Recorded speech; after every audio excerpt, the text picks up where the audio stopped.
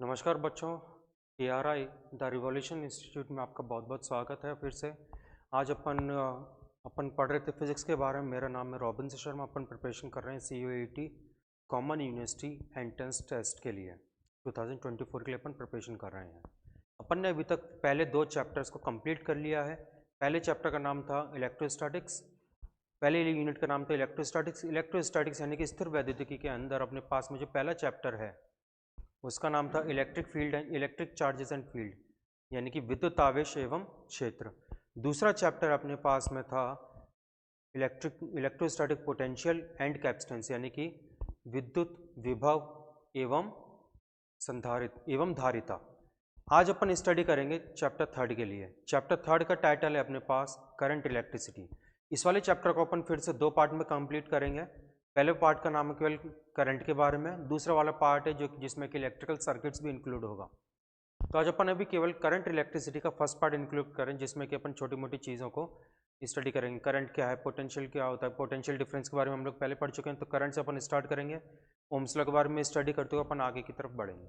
चलिए, तो सबसे पहले बच्चों सिलेबस की तरफ अपन ध्यान देते हैं कि सिलेबस क्या है इस वाले चैप्टर में, जो कि अपने एग्जाम में आएगा।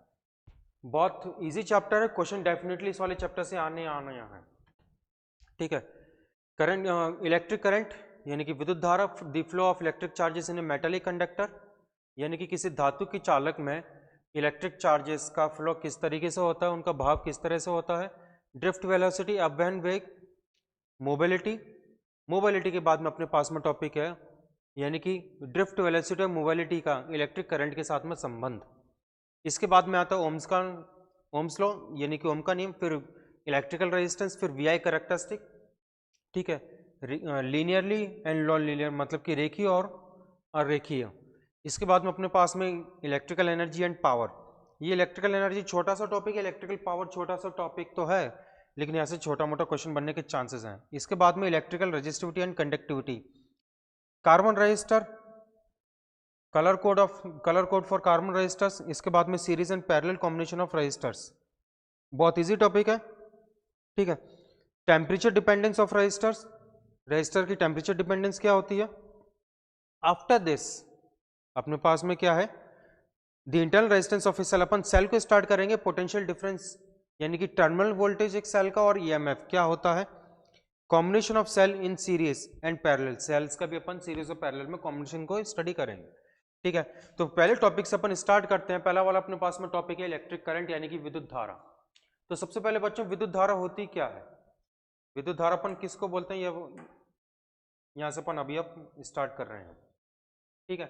Electric current, the flow of charges. हमें सिंपल सा हमें पहले से पता होता है कि what is electric current, flow of charges, यानी कि जब भी फ्लो ऑफ चार्जेस अगर होगा, यानी कि जैसे ही अगर चार्जेस का यानी कि आवेशों का जब भी प्रवाह अगर हो जाएगा, so this is called as electric current. The electric current is defined as the charges flowing through any section of the conductor in 1 second, यानी कि 1 सेकंड में प्रवाह होने वाले आवेश के मान को अपन क्या बोल देते हैं कि वो फ्लो ऑफ इलेक्ट्रिक चार्जेस है। Electric current that is called as electric current. So बच्चों I is equal to Q upon T, this is called as the average current, this is the average current, यानी कि ये औसत धारा है। क्या है ये, दिस इज औसत धारा, दिस इज एवरेज करंट। और ये अपने पास में देता है इंस्टेंटेनियस करंट, यानी कि तात्क्षणिक धारा। इंस्टेंटेनियस मतलब कि किसी भी मूवमेंट, किसी भी एक क्षण पर, किसी भी एक स्पेसिफिक टाइम में, किसी भी एक स्पेसिफिक विशिष्ट सेकंड के अंदर धारा का मान कितना है, तो अपन इसको काम में लेंगे। और कि अपने पास में अगर औसत धारा यानी कि एवरेज करंट अगर निकालना है तो फिर अपन इसको कैलकुलेट करेंगे। तो फिर अब इसके बाद में क्या होता है कि अपने पास में डिफरेंट टाइप्स ऑफ करंट क्या है। एक तो बच्चों सबसे पहले है the study current which does not very with time, मतलब कि जो कि टाइम के साथ में चेंज नहीं होता है। जो करंट जो कि टाइम के साथ में चेंज नहीं हो रहा है, मतलब कि आवेशों का प्रवाह जो बना हुआ है वो कांस्टेंट है। अगर पहले सेकंड में अगर 5 कूलम आवेश, 5 कूलम चार्ज अगर फ्लो किया, तो अगले सेकंड में भी 5 कूलम चार्ज ही फ्लो करेंगे। ठीक है। आफ्टर दिस अपने पास में कितना आ गया, तो मतलब कि करंट की जो वैल्यू आएगी वो इक्वल रहेगी। बी मतलब कि varying current whose magnitude varies with time. तो बच्चों वीकली तो एक स्ट्रेट लाइन ये वाला ग्राफ है और एक ग्रीन वाला ये वाला ग्राफ है। दोनों में ही करंट की वैल्यू कंटिन्यूसली चेंज हो रही है, बी में तो कांस्टेंट रेट से करंट की वैल्यू चेंज हो रही है, कांस्टेंट रेट से तो आई की यहाँ पर वैल्यू चेंज हो रही है, इसमें आई की जो वैल्यू है वो चेंज कांस्टेंट नहीं है, पहले यहाँ से लेकर यहाँ तक धीरे धीरे बढ़ी है, फिर रैपिडली बढ़ी है, फिर और धीरे धीरे बढ़ती गई, फिर डिक्रीज हुई है, फिर बहुत रैपिडली बढ़ी है। ठीक है, तो यहाँ पर करंट कांस्टेंट नहीं है। नंबर चौथा जो टाइप है अपने पास, that is alternating current whose magnitude varies with continuously and direction changes periodically. मतलब कि ऐसा करंट, ऑल्टरनेटिंग करंट, इसको अपन हिंदी में क्या बोल देते हैं, ऑल्टरनेटिंग करंट को नाम याद है ना सभी को, एसी, इसको अपन शॉर्ट में बोल देते हैं। ठीक है, तो मतलब कि ऐसा करंट, ऐसा प्रवाह आवेशों का जहां पर कि उनकी दिशा कंटिन्यूसली बदलती रहती है। अपने पास में विद्युत धारा को प्रवाह करने के लिए दो वायर होते हैं, जो अपन, मैं उन वायर्स की मैं बात कर रहा हूँ जो कि अपने जिसमें कि अपन प्लग को इंसर्ट करते हैं, जिसमें कि अपन ये अपना चार्जर को लगा देते हैं, लैपटॉप का चार्जर, मोबाइल का चार्जर, टीवी का प्लग लगा देते हैं, फ्रिज का प्लग लगा देते हैं, मैं उस वाले प्लग की बात कर रहा हूँ। तो इसमें दो होल्स होते हैं, जो जनरली जो लेफ्ट वाला जो होल होता है वो तो होता है न्यूट्रल, और राइट वाला जो होल होता है वो होता है लाइव वायर का। ठीक है, तो लाइव वायर में से करंट आता है, लाइव वायर में से करंट डिवाइस को मिलता है, और न्यूट्रल में से करंट लौटता है। तो न्यूट्रल का कलर होता है ब्लैक ऑलवेज, ये कलर कोडेड फिक्स है। और जबकि लाइव वायर का जो करंट, जो कलर कोड होगा वो हो सकता है ब्लू, हो सकता है ग्रीन, ब्लू होगा, रेड हो सकता है, येलो हो सकता है, RY भी अपन इसको बोल सकते हैं, रेड येलो ब्लू। तो हमेशा लाइव में से करंट आएगा, न्यूट्रल में से लौट जाएगा। करंट की डायरेक्शन अगर कांस्टेंट है, so this is called as direct current, यानी कि दिष्ट धारा, यानी कि लाइव में से आ रहा है हर बार और न्यूट्रल में से लौट रहा है। एक होता है अपने पास में AC, ऑल्टरनेटिंग करंट, यानी कि प्रत्यावर्ती धारा, जिसकी की दिशा बार बार बदल रही है। तो पहली इसमें दो साइकिल होती है, इसमें बच्चों एक कंप्लीट साइकिल जब होती है, इसी को अपन यहां से समझते हैं। इसी के बारे में थोड़ा सा कंसेप्ट यहां पर बिल्ड करना जरूरी भी है, क्योंकि ये आगे भी परेशान करता है बच्चों। यहां से लेकर यहां तक अपने पास में एक साइकिल पूरी हो रही है, ये अपने पास में है positive cycle, and this is the negative cycle. ये जो पॉजिटिव साइकिल है और ये जो नेगेटिव साइकिल है, तो पॉजिटिव साइकिल अगर लाइव वायर में से अगर एंटर कर रही है तो न्यूट्रल में से बाहर निकल जाएगी। तो नेगेटिव साइकिल फिर लाइव वायर में से एंटर नहीं करेगी, वो न्यूट्रल में से अंदर की तरफ एंटर करेगी, अपनी डायरेक्शन चेंज करेगी, न्यूट्रल में से एंटर करेगी, फिर लाइव में से बाहर निकलेगी। ऐसा रहता है AC के अंदर। ठीक है, अब आगे अपन बढ़ते हैं। The flow of charges in A metallic conductor, एक धातु के एक चालक में विद्युत आवेशों का प्रवाह किस तरह से होता है। ठीक है, in atom of metallic conductor attractive force between nucleus and valence electron is very weak. मतलब कि न्यूक्लियस और वैलेंस इलेक्ट्रॉन के बीच में जो बल जो लगता है उसका मान बहुत कम होता है। नाभिक और वैलेंस इलेक्ट्रॉन्स के बीच में, वैलेंस इलेक्ट्रॉन्स कौन से होते हैं, जो कि आउटर मोस्ट शेल में जो इलेक्ट्रॉन अवेलेबल होते हैं, सबसे बाहरी वाले शेल में जो इलेक्ट्रॉन्स अवेलेबल होते हैं उनको अपन बोलते हैं कि वो वैलेंस शेल है, वैलेंस शेल है। तो वैलेंस शेल में जितने इलेक्ट्रॉन्स होते हैं उस पर न्यूक्लियर की वजह से, न्यूक्लियस की वजह से जो फोर्स जो लगता है वो सबसे कम मान का होता है। पहली वाली कक्षा में, पहली वाली ऑर्बिट में लगने वाले फोर्स का मान सबसे ज्यादा होता है। ठीक है, सबसे लास्ट वाली ऑर्बिट में लगने वाले फोर्स का मान सबसे कम रह जाता है। तो इस वजह से वैलेंस, ये जो फोर्स जो होता है ये सबसे कम होता है, attractive force. Thus the valence electrons are weakly bound. तो इस प्रकार से जो वैलेंस इलेक्ट्रॉन जो होते हैं, यानी कि आखिरी शेल में पाई जाने वाली जो इलेक्ट्रॉन जो होते हैं वो सबसे कमजोर बंध के साथ, सबसे कमजोर बंध के साथ बंधे रहते हैं न्यूक्लियस के साथ में। And a few of them get free to move randomly within metal. तो फिर उनको जैसे, तो अगर थोड़ी सी ऊर्जा अगर मिलेगी, थोड़ी सी एनर्जी अगर मिलेगी, तो वो धातु के अंदर फ्रीली मूव करना शुरू कर देते हैं अपनी मर्जी से। यादृच्छिक, रैंडमली कहने का मतलब यादृच्छिक यानी कि अपनी मर्जी से। ये कौन डिसाइड करेगा कि भाई रैंडमली उनको कैसे मूव करना है, किसी आवेश को इस तरफ जाना है या फिर किसी को इस तरफ आना है, ये डिसाइड करता है उनकी ऊर्जा के बारे में कि उनको थर्मल एनर्जी, ऊष्म ऊर्जा कैसे मिली हुई है। These electrons are called free electrons और कंडक्शन इलेक्ट्रॉन। तो ऐसे इलेक्ट्रॉन जो कि आउटर मोस्ट शेल से फ्री हो जाते हैं, सबसे बाहरी वाली शेल से फ्री हो जाते हैं, उन इलेक्ट्रॉन्स को अपन बोलते हैं कि वो मुक्त फ्री इलेक्ट्रॉन है या फिर कंडक्शन इलेक्ट्रॉन्स है, यानी कि मुक्त आवेश या फिर चालन आवेश। कंडक्शन इलेक्ट्रॉन इसलिए बोल रहे हैं क्योंकि ये फ्री होकर चालक फ्री होकर ये कंडक्ट करते हैं इलेक्ट्रिसिटी को, इलेक्ट्रिक विद्युत धारा का ये या फिर विद्युत का ये प्रवाह करते हैं। In conductors number of free electrons are very large, बहुत ज्यादा होते हैं। कॉपर एग्जाम्पल बच्चों बहुत ज्यादा बढ़िया है, क्योंकि वाला जो ये जो एग्जाम्पल है हम लोग सेमीकंडक्टर में भी काम में लेते हैं। यानी कि कॉपर के अंदर 8.49 into 10⁻28 metre cube, 1 metre cube अपने पास में बहुत ज्यादा क्यूब बड़ा होता है। ठीक है, 100 सेंटीमीटर का आपको अंदाजा है कि भी 15 सेंटीमीटर अपने पास में स्केल कितना बड़ा होता है, एक आदमी हाथ के बराबर। ठीक है, यानी कि यहाँ से लेकर यहाँ तक कि ये 15 सेंटीमीटर का डिस्टेंस होता है करीब करीब। तो बच्चों अब उसका अपन कर दें तो करीब करीब 7 टाइम्स, कितना 7 टाइम्स, यानी कि 15 इंटू 7 105, तो उससे थोड़ा सा छोटा कितना हो जाएगा 100 सेंटीमीटर यानी कि 1 मीटर हो जाएगा। इतना अपने पास में करीब करीब 1 मीटर के अराउंड में है। जब अगर ये 1 मीटर के अराउंड में, तो फिर इसका अपन वॉल्यूम अगर निकालते तो 1 मीटर क्यूब आ जाएगा। तो वॉल्यूम आपको पता चल रहा है कि इतने बड़े क्यूब के अंदर अपने पास में नंबर ऑफ चार्जेस कितने ज्यादा फ्रीली अवेलेबल हैं। तो सारे के सारे जब फ्लो करेंगे तो इलेक्ट्रिसिटी का कंडक्शन बहुत ज्यादा बढ़िया भी रहेगा। कॉपर का एग्जांपल है, तो चांदी के अंदर यानी कि सिल्वर के अंदर नंबर ऑफ फ्री इलेक्ट्रॉन्स भी बहुत ज्यादा अवेलेबल होंगे, इससे कहीं ज्यादा। ठीक है, नंबर 1 सबसे बेस्ट कंडक्टर होता है सिल्वर, उसके बाद में आता है ये कॉपर यानी कि तांबा। अब अपने पास में in absence of electric field, भारी विद्युत क्षेत्र की अनुपस्थिति में, यानी कि अपन ने भारी विद्युत क्षेत्र की अनुपस्थिति कहने का मतलब है कि अपन ने कोई सेल को जोड़ा नहीं है, अपन ने कोई उसे प्लग में इंसर्ट नहीं किया, किसी इलेक्ट्रिसिटी से अपन ने कॉन्टेक्ट में नहीं रखा है, ये कहने का मतलब भारी विद्युत क्षेत्र की अनुपस्थिति में। These electrons move randomly due to collision of electrons with ions of conductor, यानी कि कंडक्टर में जब इलेक्ट्रॉन बाहर निकल जाता है, जब इलेक्ट्रॉन अपने एटम को गिव अप कर देता है एनर्जी गेन करके, तो जब वो अपने एटम से जब बाहर निकल जाता है तो एटम क्या बनेगा, पॉजिटिवली चार्ज आयन बन जाएगा, पॉजिटिव आयन बन जाएगा। तो ये पॉजिटिव आयन के साथ में कंटिन्यूसली कोलाइड करते रहते हैं, क्योंकि इनके पास में एनर्जी है। ये न्यूक्लियस के साथ में स्टिक तो होंगे नहीं, चिपकेंगे तो नहीं, ना ये ऑर्बिट में आ रहे हैं, ऑर्बिट में इसीलिए नहीं जा रहे हैं वापस से क्योंकि इनकी एनर्जी ज्यादा है। तो ये क्या करते हैं कि ये एटम के साथ में, एटॉमिक आयन के साथ में, पॉजिटिव आयन के साथ में कंटिन्यूसली कोलाइड करते हैं। जब ये कोलाइड करते हैं तो इनकी हर बार कोलिजन की वजह से इनकी दिशा बदलती जाती है, तो इसलिए इनकी दिशा कैसी होती है, रैंडम होती है। The average time between two successive collision is called relaxation time. Important है ये। What is relaxation time? कि कोई भी दो टक्करों के बीच में दो इलेक्ट्रॉन जब कोलाइड करें तो इस इलेक्ट्रॉन की दो टक्करों के बीच में जो एवरेज टाइम है, that average time is called as the relaxation time. उसको अपन क्या बोलते हैं, रिलैक्सेशन टाइम।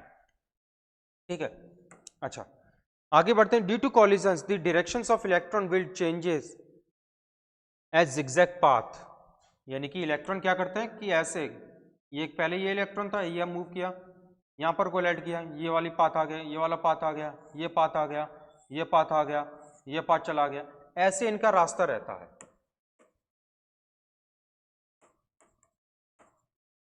ठीक है, ये वाला इनका रास्ता रहता है।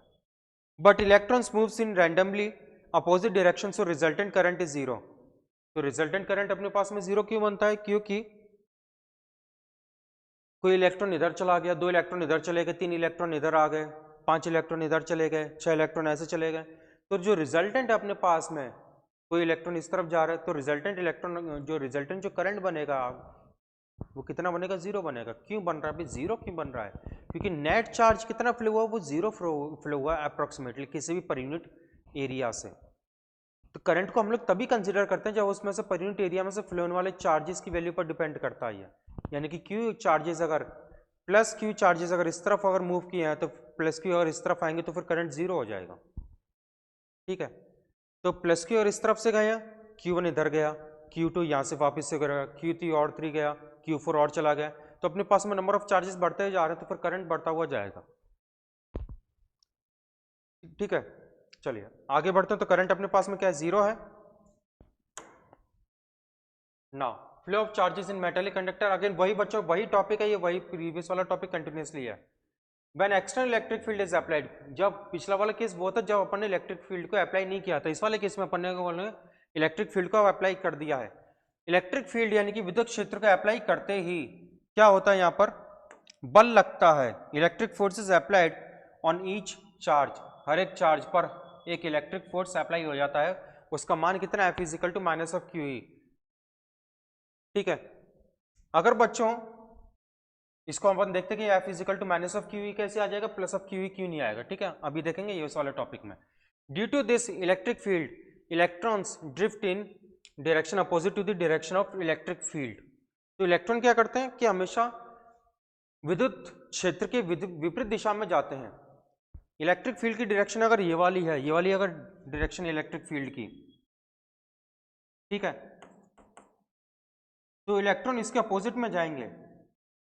जो इलेक्ट्रॉन जो जाएंगे ना, इसके अपोजिट में जाएंगे इस तरफ।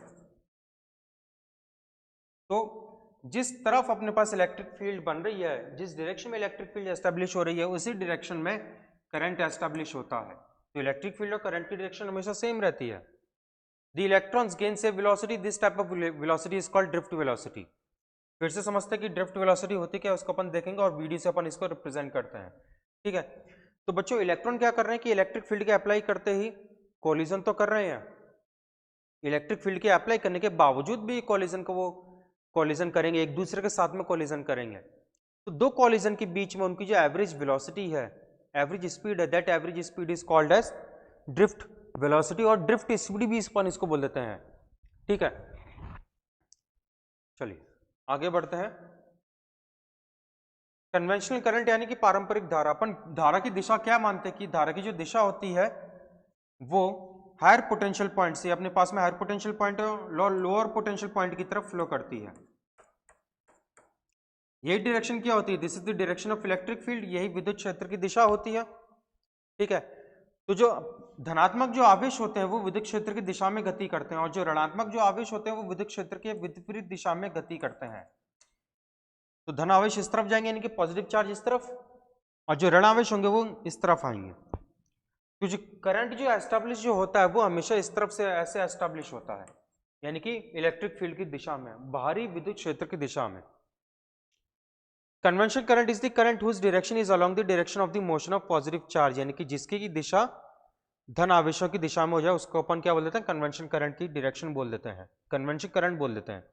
Convention current due to motion of electrons is in the direction opposite to that of motion of electrons, यानी कि कन्वेंशन करंट यानी कि पारंपरिक धारा की जो दिशा जो होती है वो इलेक्ट्रॉन की दिशा के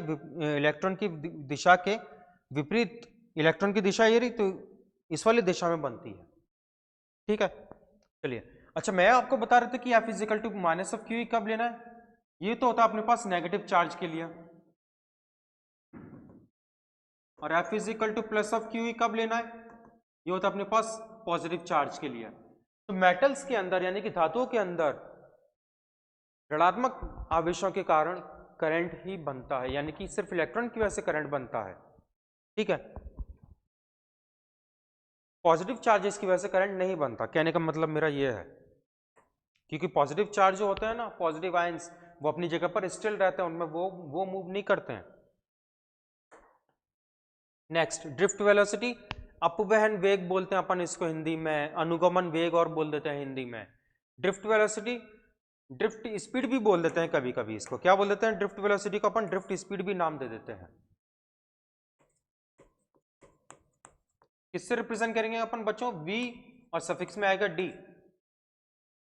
ठीक है, drift velocity is defined as the velocity with which the free electrons get drifted towards the positive terminal under the effect of applied electric field, यानी कि बाहरी विद्युत क्षेत्र आरोपित करने पर, बाहरी विद्युत क्षेत्र आरोपित करने पर आवेशों की जो औसत वेग जो बन रहा है, यानी कि एवरेज वेलोसिटी जो बन रही है, उनकी दो कॉलिजन के बीच में जो एवरेज वेलोसिटी जो बन रही है उसको अपन बोल देते हैं कि उसके लिए ड्रिफ्ट वेलोसिटी है। तो ड्रिफ्ट वेलोसिटी करंट में ये वाला रिलेशन होता है, I is equal to n A e v d, I is equal to n A e v D.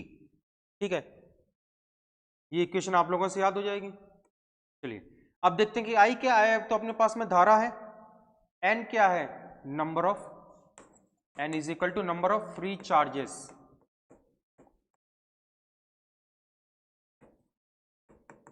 In per metre cube. एक मीटर क्यूब के अंदर नंबर ऑफ फ्री चार्जेस कितने होंगे, ये क्या अपने पास चार्ज, चार्ज की वैल्यू है, ये क्या है, चार्ज की वैल्यू है। ठीक है, और ये क्या है, उस कंडक्टर का क्रॉस सेक्शन एरिया, यानी कि ये वाला जो एरिया जो आएगा ना वो cross section area, cross section area जो होता है वो हमेशा मिनिमम एरिया होता है और किसी भी कंडक्टर को परपेंडिकुलर काट के होता है। कंडक्टर अगर ये है तो इसको मैं जब परपेंडिकुलर काटूंगा तो ये वाला जो एरिया आ जाएगा this is called as cross sectional area.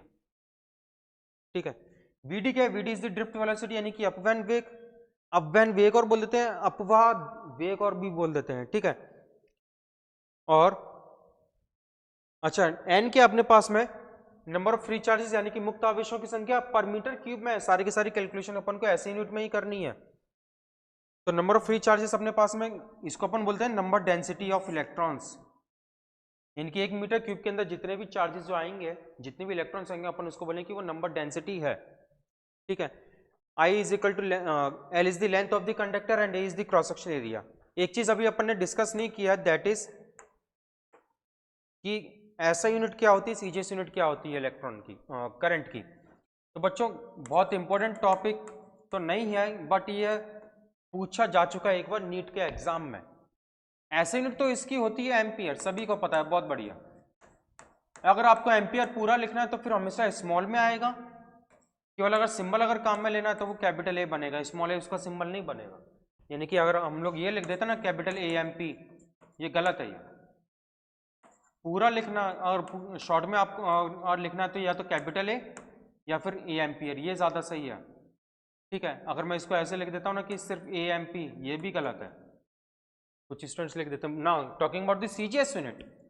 CGS unit एक बार वीडियो को पॉज करके आप मेरे को बताइए that what is CGS unit. ठीक है, तो बच्चों सीजीएस यूनिट इसकी होती है बायो, BIOT, इसका सिंबल होता है BI। सीजीएस यूनिट यहां पर बड़ी होती है ऐसा यूनिट से। 1 biot is equal to 10 ampere. क्या होता है? 1 biot is equal to 10 ampere. और इलेक्ट्रिक करंट को मेजर करने के लिए कौन सा इंस्ट्रूमेंट अपन काम में लेते हैं? एमीटर काम में लेते हैं। और एमीटर हमेशा सीरीज में कनेक्ट होता है। कैसे कनेक्ट होता है? सीरीज में कनेक्ट होता है। ठीक है, मान लीजिए कि यार इसको अपन, इसमें फ्लो होने वाले करंट को अपन को अगर मेजर करना है तो एमीटर को मैं यहां पर लगा दूंगा।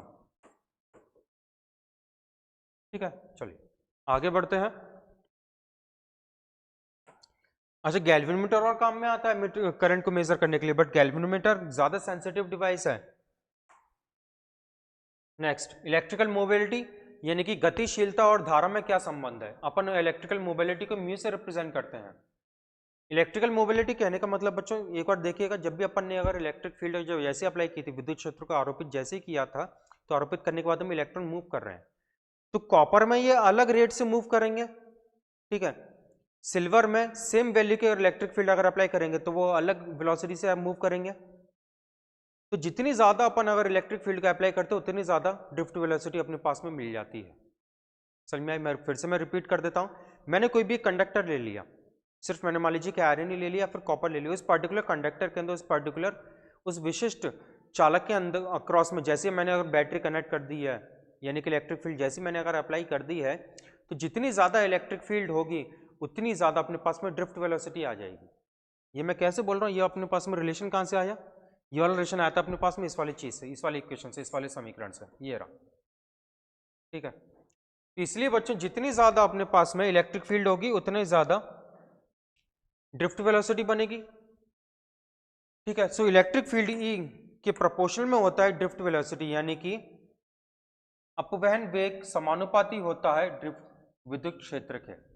ठीक है, तो जैसे अपन प्रोपोर्शनलिटी का रिलेशन अगर संबंध अगर हटाएंगे, साइन अगर हटा देंगे तो फिर अपने पास में क्या बनेगा? VD is proportional to the E. जैसे प्रोपोर्शनल का सिंबल हटाए तो फिर क्या बन गया? VD is equal to mu E. क्या बन गया? VD is equal to mu E. So what is electrical mobility?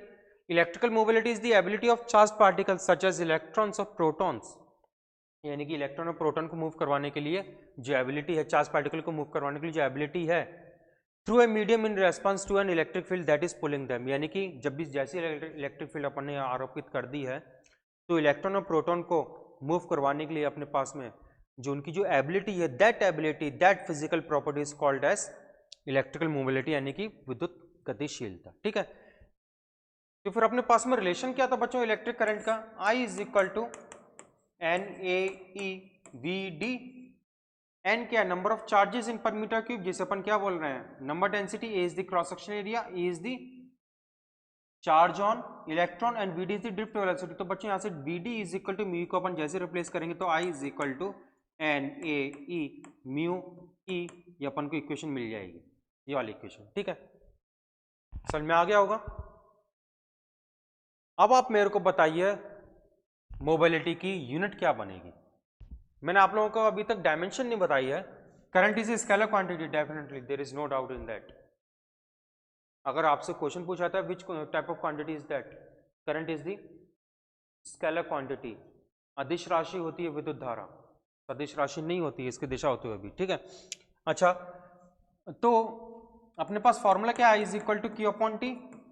तो बच्चों आई की डायमेंशन बनती है अपने पास में, करंट की जो डायमेंशन बनती है या तो आई बनती है या फिर ये बनती है केवल ए। या तो आई वन लिख दो या फिर ए वन लिख दो या फिर केवल ए लिख दो, बात बराबर है, दोनों ही सही है, ठीक है। म्यू ई की अगर मैं बात करता हूं, ये म्यू, तो इसकी अपने पास में यूनिट क्या बनेगी, तो बच्चे म्यू का फॉर्मूला क्या बनेगा, v d divided by E. V d के अपने पास में ड्रिफ्ट वेलोसिटी यानी कि मीटर पर सेकंड में अपन इसे मेजर करेंगे। ई के अपने पास में इलेक्ट्रिक फील्ड, तो ये कितना आ जाएगा अपने पास में इलेक्ट्रिक फील्ड के लिए न्यूटन पर कूलम, तो कूलम ऊपर जाएगा, ये अपने पास में इसकी यूनिट बन जाएगी, यानी कि फिर से देखिएगा एक बार, म्यू की यूनिट क्या बनेगी, mu is equal to metre per second dot of coulomb per newton, इसकी यूनिट बनेगी। डायमेंशन क्या बनेगी, मीटर यानी कि डिस्टेंस, डिस्टेंस की डायमेंशन क्या होती है बच्चों, L1 होती है। एस यानी कि सेकंड, सेकंड यानी कि टाइम, टाइम की डायमेंशन टी डॉट, कूलम यानी कि चार्ज, चार्ज की डायमेंशन होती है अपने पास में A1 T1। एन यानी कि फोर्स, न्यूटन, न्यूटन यानी कि फोर्स, फोर्स की डायमेंशन M1 L1 T-2। आप इसे कैलकुलेट करेंगे तो बच्चों T1 T से T कैंसिल आउट हो जाएगा, M-1 L1 से L1 कैंसिल आउट हो जाएगा, तो L तो जीरो और ये रह जाएगा T2 और A-1 और बनेगा, L से L तो कैंसिल आउट हो गया, ये वाला M1 बचा तो ऊपर की तरफ गया तो M-1, L1 से L1 कैंसिल आउट हो गया, जीरो रह गया, ये T से T कैंसिल आउट हो गया, पर T-2 जो ऊपर जाएगा तो प्लस का 2 और ये A1, ये अपने पास में आ गया, ठीक है ना। बात करते हैं बच्चों करंट डेंसिटी की, यानी कि धारा घनत्व।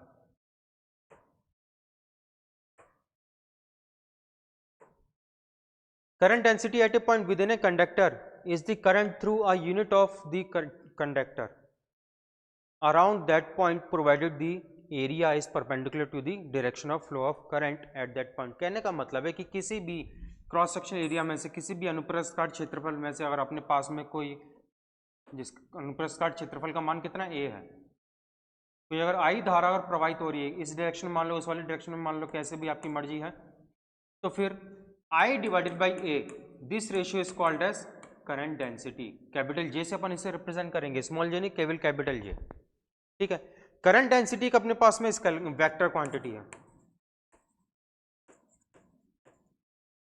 ये अपने पास में कि अपने पास में वेक्टर क्वांटिटी है, और जिस डायरेक्शन में करंट फ्लो हो रहा है उसी डायरेक्शन में इसकी डायरेक्शन आ जाएगी, ठीक है। तो बच्चों करंट अपने पास में I की इक्वेशन क्या थी, I is equal to NAEVD। अगर इसको मैं A से अगर मैं डिवाइड करता हूँ तो I अपॉन ए अपने पास में क्या बनेगा, करंट डेंसिटी बनेगा, यानी कि J is equal to I upon A. तो ऐसे जैसे मैंने इसको NAEVD A से अगर डिवाइड किया तो A से A कैंसिल आउट कर देंगे, क्या रह जाएगा, NEVD। तो this is the value of current density, इसको अपन क्या बोलते हैं, ये अपने पास में करंट डेंसिटी है, ठीक है। तो वेक्टर फॉर्म में अपन क्रॉस मल्टीप्लाई करके जब लिखेंगे, इसको अगर मैं लिखता हूँ सबसे पहले तो J vector is equal to I divided by A vector, इस तरह से लिखना है। तो अगर मैं क्रॉस मल्टीप्लाई करता हूँ यानी कि I is equal to J vector dot of A vector बन जाएगा, यानी कि ये क्या है, ये अदिश गुणनफल है, this is the vector product, ठीक है। चलिए इसके अपन ने यूनिट और ने बताया अभी करंट डेंसिटी की, करंट डेंसिटी एक वेक्टर क्वांटिटी है, बहुत बढ़िया। इसकी यूनिट क्या बनेगी, सोचिएगा जरा, क्या फॉर्मूला अपने पास में, J is equal to I upon A, J is equal to I upon A, ठीक है। I यानी कि करंट, करंट की यूनिट एम्पियर, और A यानी कि एरिया, एरिया की यूनिट मीटर स्क्वायर, तो ampere per metre square is the SI unit of current density. CGS unit आप बना सकते हैं, सीजीएस यूनिट अपने पास में क्या रह जाएगी, बायो पर सेंटीमीटर स्क्वायर। अच्छा, इसके बाद में इसकी डायमेंशन अगर आपको बताना चाहूँ तो बच्चों करंट की डायमेंशन कितनी होती है, A1, करंट की डायमेंशन A1 मीटर, और A यानी कि एरिया, एरिया की डायमेंशन कितनी होती है अपने पास में, L2 होती है। कितना आ जाएगा, A1 L-2 या फिर L-2 A1, ठीक है। Now Ohm's law, question definitely मिलेगा ही मिलेगा ओम्स लॉ पर, ओम के नियम पर क्वेश्चन आएगा ही आएगा, डायरेक्टली इनडायरेक्टली आपसे क्वेश्चन पूछा जा सकता है। यहां पर मैं आपकी थोड़ी सी चीज मैं आपको क्लियर कर देता हूं। ओम्स लॉ वाज नेवर, ये कभी भी इस तरह से नहीं लिखा जाता कि भाई I proportional to v, sorry sorry sorry, आगे बढ़ते हैं। अगर आप कभी भी ये लिख देते हो वी प्रोपोर्शनल आई, एक तो ये स्टेटमेंट होता है कुछ स्टूडेंट का, कई बार स्टेटमेंट ये भी होता है v I proportional to the v, ठीक है। इसका बच्चों सिंपल से कहने का मतलब है, इस वाले स्टेटमेंट का नंबर वन का ये मतलब है कि अगर अपन ने चालक के अक्रॉस में अगर वी वोल्ट अगर अप्लाई किया है तो उसमें आई धारा, सॉरी चालक में अगर यानी कि कंडक्टर में अगर आई धारा अगर प्रवाहित हो रही है तो उसके अक्रॉस में वोल्टेज ड्रॉप जो आएगा वो आ जाएगा अपने पास वी, यानी कि जितनी ज्यादा धारा होगी उतनी ज्यादा वोल्टेज ड्रॉप, स्टेटमेंट 1। तो फिर आई प्रोपोर्शनल टू वी कहने का मतलब ये होता है कि जितना ज्यादा अपन वोल्टेज अप्लाई करेंगे बैटरी की मदद से, बैटरी की हेल्प से, उतना ज्यादा इसमें करंट फ्लो करेगा, ठीक है। इस वाले में अपन बैटरी नहीं बोल रहे हैं, इस वाले वी को अपन क्या बोलते हैं, इस वाले वी को अपन बोलते हैं कि उसमें वोल्टेज कितना है, इसके अक्रॉस में वोल्टेज ड्रॉप कितना है, ठीक है। तो बच्चों होता कि जितना अपन वोल्टेज यहां पर अप्लाई करते हैं उतना इसके अक्रॉस में आ जाता है, बट ये स्टेटमेंट पर डिपेंड करता है कि आप लोग स्टेटमेंट कैसे लिख रहे हो, किस पर डिपेंड करता है, ये स्टेटमेंट पर डिपेंड करता है। चलिए आगे बढ़ते हैं, ठीक है। तो बच्चों v प्रोपोर्शनल टू आई क्या लिखा हुआ है, v प्रोपोर्शनल टू आई, ये v proportional to I, v is equal to I R, यानी कि जैसे जैसे अगर मैं v के मान को बढ़ाता हुआ जाऊंगा वैसे वैसे अपने पास में i का मान बढ़ता हुआ जाएगा, तो फिर i और v के बीच में जो ग्राफ आता है हमेशा स्ट्रेट लाइन आता है, क्या आता है, स्ट्रेट लाइन आता है। किसी के लिए ग्राफ ऐसे आ सकता है, किसी के लिए ग्राफ यूं आ सकता है, i यहां पर v यहां पर, ठीक है। तो बच्चों जैसे अपन v प्रोपोर्शनल इस रिलेशन को अपन जैसे ओपन करते हैं अपने पास में एक कांस्टेंट आता है, that constant is called as resistance of the conductor, resistance of the substance, ठीक है। अच्छा अगर मैं यहां से v अपॉन आई अगर मैं करता हूं v अपॉन आई तो क्या बनेगा अपने पास में, v upon I is equal to R, R is the resistance, ठीक है। तो ये जो एंगल बन रहा है थीटा 1, ये वाला जो एंगल बन रहा है थीटा 2,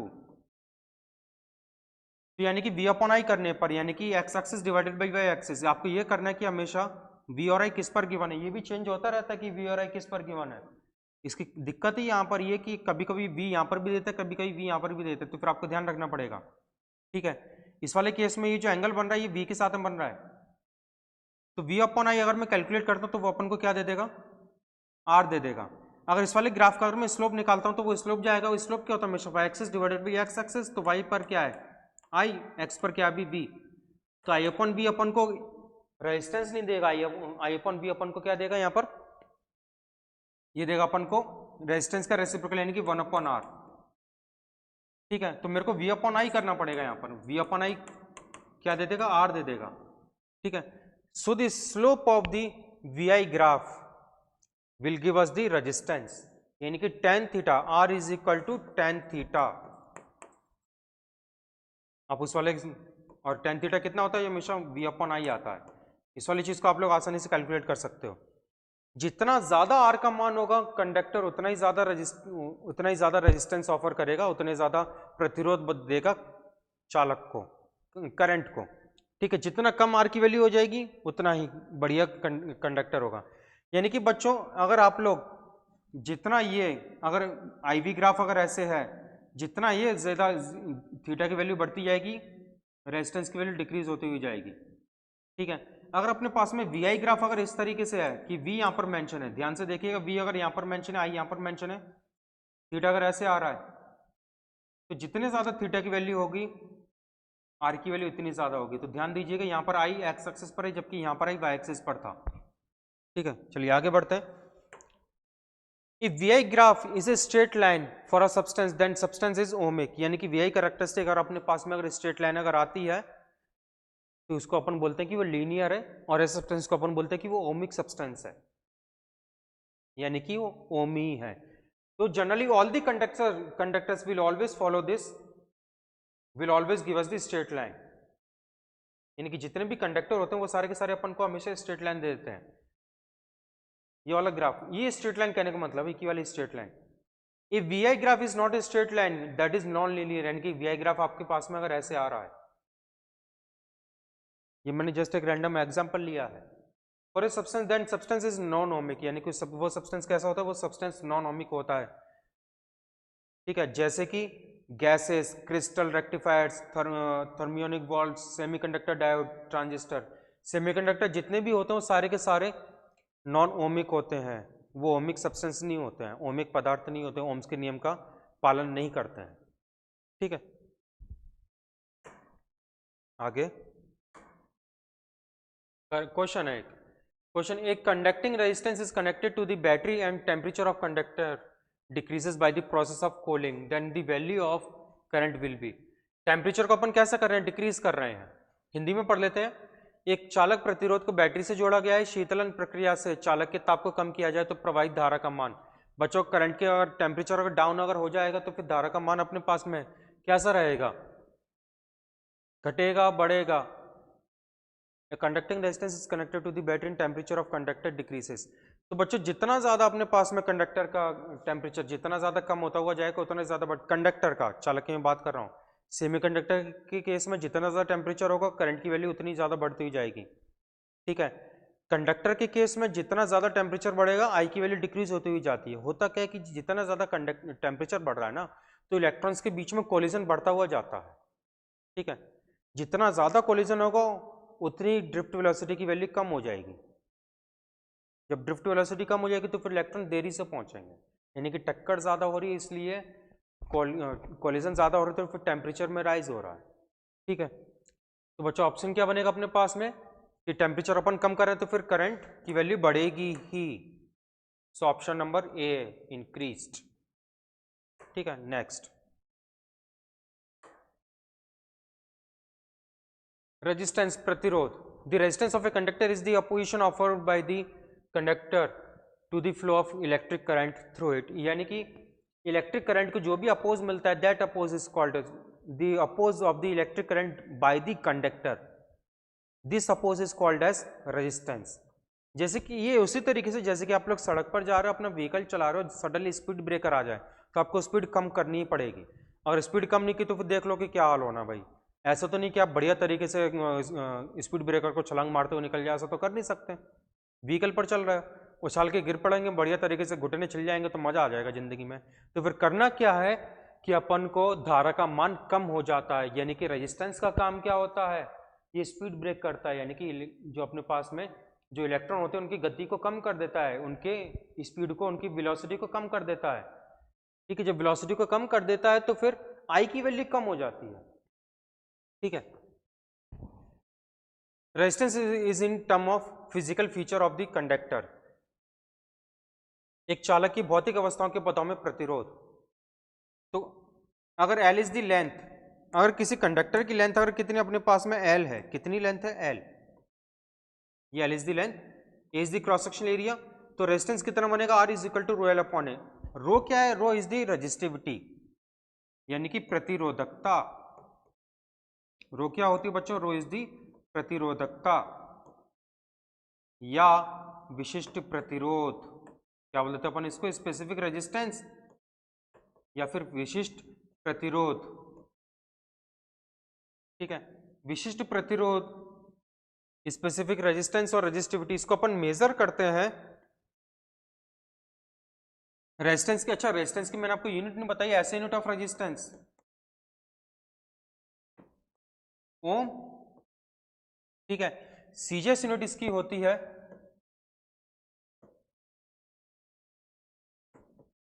एब ओम, ठीक है। तो हो क्या रहा है, रेजिस्टिविटी। रेजिस्टिविटी के अपने पास ऐसे यूनिट क्या निकल कर आ जाती है यहां से, तो rho is equal to R A divided by L, यही बनेगा। हाँ, तो बच्चों ओम मीटर इसकी अपने पास में क्या रह जाती है, यूनिट रह जाती है रेजिस्टिविटी की। रेजिस्टेंस और रेजिस्टिविटी दोनों ही स्केलर क्वांटिटी है, रेजिस्टेंस को हम लोग लेंथ को चेंज करके, क्रॉस सेक्शनल एरिया को चेंज करके चेंज कर सकते हैं, फिर टेम्परेचर को चेंज करके हम लोग आर को बदल सकते हैं, रेजिस्टेंस को बदल सकते हैं। लेकिन रजिस्टिविटी को बदलने का सिर्फ एक ही तरीका है कि टेम्परेचर में चेंज करके, ठीक है। उसके अलावा कोई दूसरा तरीका नहीं है। कंडक्टर के केस में जितना ज़्यादा टेम्परेचर होगा उतनी ज़्यादा रजिस्टिविटी होगी। कंडक्टर के केस में जितना ज़्यादा टेम्परेचर होगा उतनी ज़्यादा रजिस्टिविटी होगी। तो फिर टेम्परेचर के साथ में जब भी अपन रजिस्टिविटी का ग्राफ अगर बनाएंगे तो ग्राफ जीरो से स्टार्ट नहीं होता, क्योंकि बच्चों 0 केल्विन पर भी इसका कुछ ना कुछ रेजिस्टेंस होता है, रजिस्टिविटी भी होती है। तो ये वाला ग्राफ अपन को मिलता है, ठीक है। Resistance is directly proportional to the length and inversely proportional to the cross-sectional area of the conductor and depends on the nature of material. किस पर डिपेंड करता है कि कंडक्टर के मटेरियल पर डिपेंड करता है कि कंडक्टर किसका बना हुआ है, ठीक है। Resistivity depends on the nature of material and does not on the geometrical dimension on the conductor, यानी कि कंडक्टर की यानी कि चालक की लंबाई, चालक की तार की लंबाई पर डिपेंड नहीं करता है, चालक की भौतिक अवस्था पर निर्भर नहीं करता है, फिजिकल डायमेंशन पर डिपेंड नहीं करता है रेजिस्टिविटी, ठीक है। अच्छा, इतना समझ में आ चुका है। एक छोटा सा डिफरेंस है बच्चों के माइंड में कभी कभी घूमता रहता है, that what is the difference between resistance and resistivity, यानी कि प्रतिरोध और प्रतिरोधकता में अंतर क्या है, जब हम लोग दोनों ही केसेस में अगर रेजिस्टेंस की बात कर रहे हैं, ठीक है। ध्यान से सुनिएगा, रेजिस्टेंस कंडक्टर की प्रॉपर्टी है, उसकी भौतिक अवस्थाओं पर डिपेंड करती है, उसकी फिजिकल डायमेंशन पर डिपेंड करती है आर की वैल्यू। जबकि रेजिस्टिविटी यानी कि प्रतिरोधकता कंडक्टर के पदार्थ, कंडक्टर के सब्सटेंस की प्रॉपर्टी है, ठीक है। आर किसकी प्रॉपर्टी है, मैं यहां पर मैं लिख देता हूं। रेजिस्टेंस किसकी प्रॉपर्टी है, कंडक्टर की, और रेजिस्टिविटी यानी कि रो, ये मटेरियल ऑफ कंडक्टर की प्रॉपर्टी है,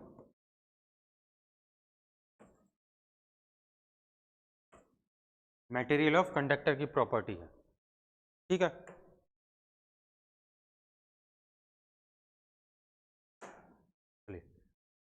दोनों में डिफरेंस समझ में आ चुका होगा। एक और छोटी सी चीज मैं आपको बता दूं, किन्हीं भी दो कंडक्टर का रेजिस्टेंस इक्वल हो सकता है, 50 ओम, 100 ओम, 2000 ओम हो सकता है। रजिस्टिविटी कभी भी दो सब्सटेंस के किसी भी केस में इक्वल नहीं हो पाएगी। सिल्वर की, चांदी की रजिस्टिविटी सबसे कम होती है, ठीक है। अपन जब भी कौन सा बेटर कंडक्टर है, कौन सा बुरा कंडक्टर है, इसको अपन बताते हैं रजिस्टिविटी के बेसिस पर बताते हैं, रेजिस्टेंस के बेसिस पर नहीं बताते हैं। चलिए आगे बढ़ते हैं बच्चों, यहां तक अपन लोगों ने पढ़ लिया है।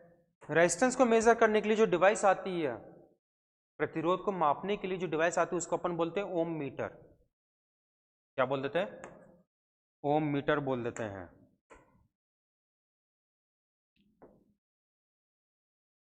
ओम मीटर, या फिर मल्टीमीटर से भी अपन रेजिस्टेंस को मेजर कर सकते हैं, ठीक है। नेक्स्ट क्वेश्चन है, a current passes through a resistor let K1 and K2 represent the average kinetic energy of the conduction electrons and the metal ions respectively. एक प्रतिरोध में से धारा का प्रवाह हो रहा है, माना K1 और K2 क्रमशः चालक इलेक्ट्रॉन और धातु आयन की औसत गतिज ऊर्जा को प्रदर्शित करते हैं। तो धातु आयन, याद रखिएगा, इलेक्ट्रॉन मूव करते हैं, धातु आयन यानी कि मेटल आयन मूव नहीं करते। इलेक्ट्रॉन मूव करते हैं, गतिशील होते हैं, उनकी वजह से तो धारा का मान बनता है। और धातु के आयन ये स्थिर होते हैं, इनकी वेलोसिटी 0 होती है, ठीक है। तो बच्चों इनकी जो काइनेटिक एनर्जी भी जो बन रही है, औसत गतिज ऊर्जा, वो अगर K1 है तो इसकी कुछ एक मान आ जाएगा, तो इनकी औसत गतिज ऊर्जा अपनी स्थान में होने की वजह से वाइब्रेट करते हैं, इसलिए इनकी भी औसत गतिज ऊर्जा होती है, लेकिन वो कम रहेगी K2, यानी कि K1 is greater than K2। So option क्या मैच करेगा, ऑप्शन नंबर सी, ठीक है। Next, relation between VD, rho, L, E, J and V, ठीक है। रिलेशन बच्चों इस वाले का आप डायरेक्टली देख लो, ऐसा कोई याद करने की जरूरत नहीं है। तो रिलेशन में आपको कौन सा बताऊं, बढ़िया वाला, सुंदर वाला रिलेशन कौन सा है कि एक तो रिलेशन ये रहा वीडी का रेजिस्टिविटी के साथ में, एक तो रिलेशन ये वाला है, this is one of the relation. इस वाले रिलेशन को आपको याद करनी है तो वी के साथ में है, ठीक है। केवल आप एक ही रिलेशन को याद कर लिया तो इसको याद कर लो, इस वाले रिलेशन को याद कर लो, तब भी कोई दिक्कत नहीं है, दोनों में से एक। क्योंकि बच्चों हो क्या रहा है कि V D is equal to E upon N E rho. तो बच्चों ई क्या होता है अपने पास में, E is equal to V is equal to E dot L होता है, तो V E is equal to V upon L हो जाएगा। तो ऐसे ई को हटाकर अपन वी अपॉन एल रखेंगे तो अपने पास में वाला संबंध आ जाएगा। तो दोनों में से एक आप याद कर लो, कोई दिक्कत नहीं है। आगे बढ़ते हैं अपन, कंडक्टेंस एंड कंडक्टिविटी, चालकता और विशिष्ट चालकता, ठीक है। चालकता, चालकता रेजिस्टेंस का जो रेसिप्रोकल होता है,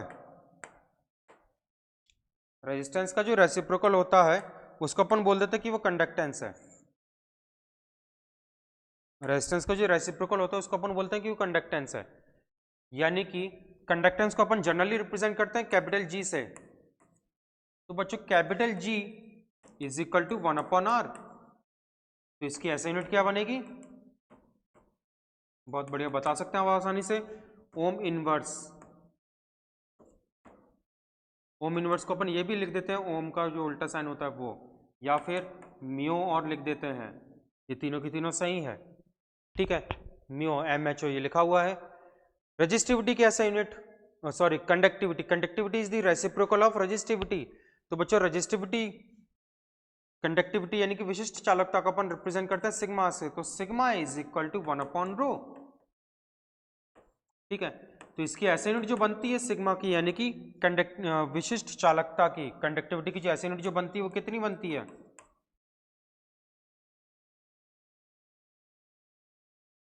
यहाँ पर एक गलत लिखा हुआ है, ये बनती है अपने पास में, हाँ सही लिखा हुआ है।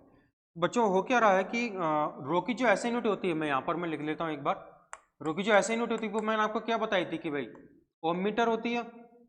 अगर मैं 1 अपॉन रो अगर मैं निकाल रहा हूँ तो क्या आ जाएगा अपने पास, 1 अपॉन ओम मीटर। तो जैसे ही ये 1 अपॉन ओम है, जब ये ऊपर की तरफ जाएगा तो क्या बनेगा, यानी कि ohm inverse divided by metre. Ohm inverse को अपन क्या लिख रहा है, म्यो डिवाइडेड बाय मीटर। तो इसलिए रेजिस्टिविटी की, कंडक्टिविटी की अपने पास में विशिष्ट चालकता की ऐसे यूनिट क्या आ जाएगी, म्यो पर मीटर आ जाएगी, ठीक है।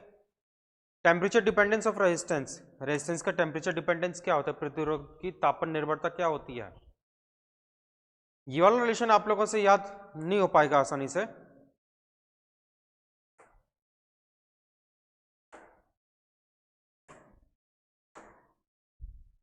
हाँ। ये वाला रिलेशन आप लोगों से याद हो जाए तो अच्छी बात है, नहीं याद हो रहा तब भी कोई दिक्कत नहीं है, इतना इंपॉर्टेंट नहीं है वाला रिलेशन। बट जो इंपॉर्टेंट है वो ये वाला रिलेशन है, ये वाला। यहाँ पर आर नॉट जो है वो 0 डिग्री सेल्सियस पर रेजिस्टेंस है, और R1 या फिर RT जो है वो T डिग्री सेल्सियस पर रेजिस्टेंस है।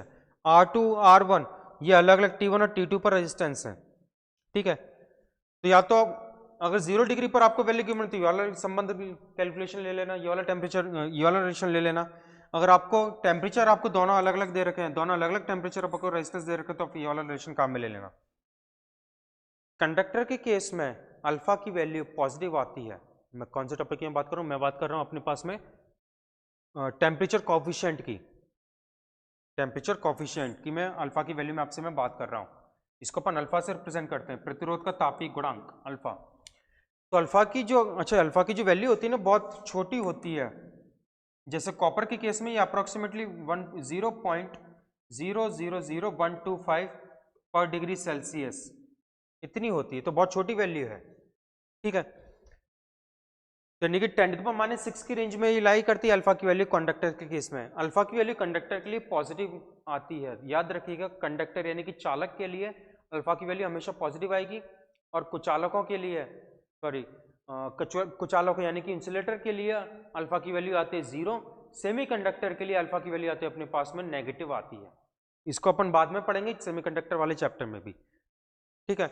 तो अभी कंडक्टर के केस में अल्फा की वैल्यू कितनी आती है, पॉजिटिव आती है। नेक्स्ट क्वेश्चन है, drift velocity Vd depends upon the electric field in which the following dependence of drift velocity on the electric field obey the Ohm's law. तो क्या होता है, ये तो चीज अपन लोगों ने जस्ट अभी पढ़ी है कि यानी कि Vd और E के बीच में रिलेशन पूछा गया है बढ़िया तरीके से। तो क्या ऑप्शन रहता है? ऑप्शन बी रहता है अपने पास में, Vd is proportional to the E। The product of resistivity and conductivity of conductor depends on. Resistivity को अपन किससे रिप्रेजेंट करते हैं, यानी कि प्रतिरोधकता को अपन किससे रिप्रेजेंट करते हैं? रो से। रो से रिप्रेजेंट करते हैं। कंडक्टिविटी को अपन सिग्मा यानी कि विशिष्ट चालकता। ये क्या अपने पास में प्रतिरोधकता और ये क्या अपने पास में विशिष्ट चालकता। इन दोनों के बीच में संबंध क्या है, यानी कि रो और सिग्मा। तो बच्चों अभी अपन ने क्या पढ़ा था? सिग्मा इज इक्वल टू 1/रो। अब क्या बात की जा रही कि दोनों का गुणा, दोनों का गुणनफल यानी कि सिग्मा मल्टीप्लाइड बाई रो क्या बनेगा? 1। क्रॉस मल्टीप्लाई कर लेते तो फिर अपने पास में क्या बन जाएगा? 1, जो कि इंडिपेंडेंट यानी कि sigma multiplied by rho will be always equal to 1। तो किस पर डिपेंड करता है इन दोनों का प्रोडक्ट? इन दोनों का प्रोडक्ट किस पर डिपेंड नहीं करता है, it is always independent, it will remain always 1।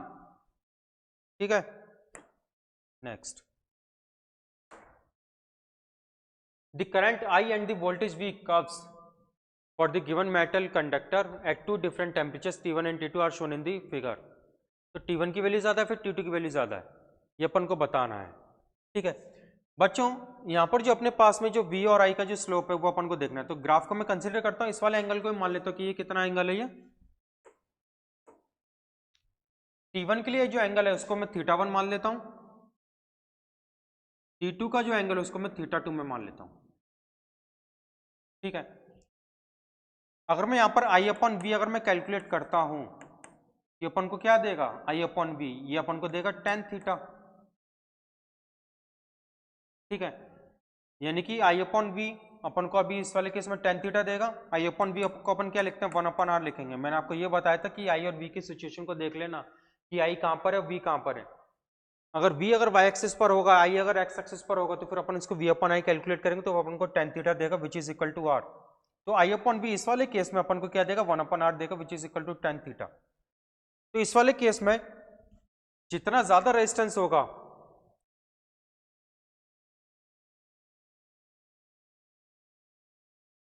ठीक है, अपन को T1 और T2 में रिलेशन बताना है। तो जितना ज्यादा बच्चों रेजिस्टेंस होगा, मतलब कि हाई टेम्परेचर तो हायर रेजिस्टेंस। ठीक है, तो बच्चों इस वाले केस में ये उल्टा हो रहा है भाई, जितनी ज्यादा थीटा की वैल्यू बढ़ जाएगी उतना रेजिस्टेंस कम हो जाएगा। ठीक है, तो फिर क्या यहां पर कहना है कि भाई जितना कम रेजिस्टेंस है तो फिर मतलब कि टी की वैल्यू कम है। ठीक है, तो बच्चों θ2 की वैल्यू, क्या बोल रहा हूं मैं यहां पर कि θ2 की वैल्यू θ1 से छोटी है। कैसी है? छोटी है। पूरा द्वारा से लिख लेता हूं, θ2 इज लेस देन θ1। तो फिर tan θ2 की वैल्यू tan θ1 से कैसी आ जाएगी? छोटी आ जाएगी। ठीक है यहां तक। तो बच्चों अपने पास में tan थीटा क्या बन रहा था अपने पास? 1/r बन रहा था, यानी कि 1/r2 is less then 1/r1। यानी कि इसके लिए टेम्परेचर अपने पास में कैसा है? इसके लिए टेम्परेचर अपने पास में यानी कि R1 is greater then yes R2 is greater then R1। तो फिर temperature T2 is greater then temperature T1। So option क्या आ जाएगा? ऑप्शन सी बनेगा। ठीक है, next. When the wire is connected with the battery is heated up to due to electrical current, which quantity do not vary? कौन सी राशि बदलती नहीं है? एक चालक को एक बैटरी से जोड़ने पर वो गर्म हो जाता है, तो फिर निम्न में से कौन सी राशि नहीं बदलेगी? अववेग, प्रतिरोधकता, प्रतिरोध, मुक्त इलेक्ट्रॉनों की संख्या। मुक्त इलेक्ट्रॉनों की संख्या नहीं बदलती है। जैसे अगर क्योंकि अपने पास में जब तार अगर गर्म होगा तो फिर जो इलेक्ट्रॉनों का जो कॉलिजन होगा वो बढ़ जाएगा, तो अपवावेग की जो वैल्यू होगी वो कम हो जाएगी पहले के कंपैरिजन में। अपवावेग नहीं है, यानी कि ड्रिफ्ट वेलोसिटी नहीं है। ठीक है, प्रतिरोध भी कम हो जाएगा, तो ऑप्शन सी भी नहीं है। रेजिस्टिविटी टेम्परेचर अगर चेंज होता है कंडक्टर के केस में resistivity rho is proportional to the T, ठीक है, R is proportional to the T, ये वाला संबंध होता है केवल कंडक्टर के लिए, रजिस्टर और सेमीकंडक्टर के लिए अलग होता है, ठीक है। तो रेजिस्टिविटी भी चेंज हो जाएगी, number of free electron change नहीं होगा, so option D is our answer. Next, a metallic resistor is connected across a battery if the number of collision of free electrons with the lattice is somehow decreased in the resistor, यानी कि संरचना में मुक्त इलेक्ट्रॉनों की संख्या को अपन लोगों ने कम कर दिया तो फिर धारा का मान कम हो जाएगा। ऑब्वियसली मुक्त इलेक्ट्रॉनों की संख्या कम हो चुकी है तो फिर धारा का मान कम हो जाएगा।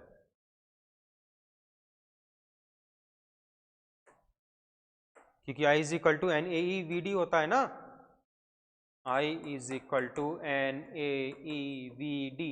अगर n की वैल्यू को डिक्रीज करोगे तो I की वैल्यू डिक्रीज हो जाएगी, तो ऑप्शन नंबर बी घटेगा। ये क्वेश्चन बहुत ज्यादा बड़ा लग रहा है, क्या हो गया इसको, जैसे सूझा हुआ सा क्वेश्चन लग रहा है ये। चलिए, two resistors A and B have resistances R A and R B respectively, यानी कि दोनों के बीच में रिलेशन क्या कि R A is less than R B, the resistivity of their materials are rho A and rho B. दो प्रतिरोधों ए तथा बी का प्रतिरोध आर ए और आर बी है, यदि R A is less than R B, इन पदार्थों की प्रतिरोधकता रो ए और रो बी है, तो फिर इन दोनों के बीच में संबंध क्या है, यानी कि रो ए और रो बी के बीच में अपन को रिलेशन बताना है, ठीक है। एक बार क्लियर कर लेते हैं बच्चों क्वेश्चन को। जो रेजिस्टेंस जो होती है उसकी इक्वेशन क्या होती है, that R is equal to rho L upon A. यहां पर एल और ए के बीच में कोई रिलेशन नहीं दिया गया, एल और ए की तो बात नहीं की गई है। जब तक एल और ए की बात नहीं हो पाएगी तब तक अपन रो ए और रो बी को डिसाइड कर सकते हैं, ऐसा कुछ नहीं है। ध्यान से देखिएगा, R A is less than R B, ठीक है। अगर अपन लेंथ और एरिया को अगर इक्वल अगर मानते हैं दोनों कंडक्टर के लिए, तो भी इसलिए अपने पास में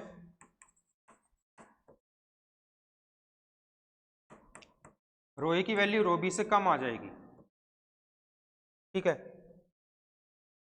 लेकिन अपन को यहां पर ये गिवन नहीं कि एल और ए के भी रिलेशन क्या है, तो अभी अपन यही मानेंगे कि एल और ए की वैल्यू इक्वल है, तो फिर rho is less than rho B, option C answer आ जाएगा।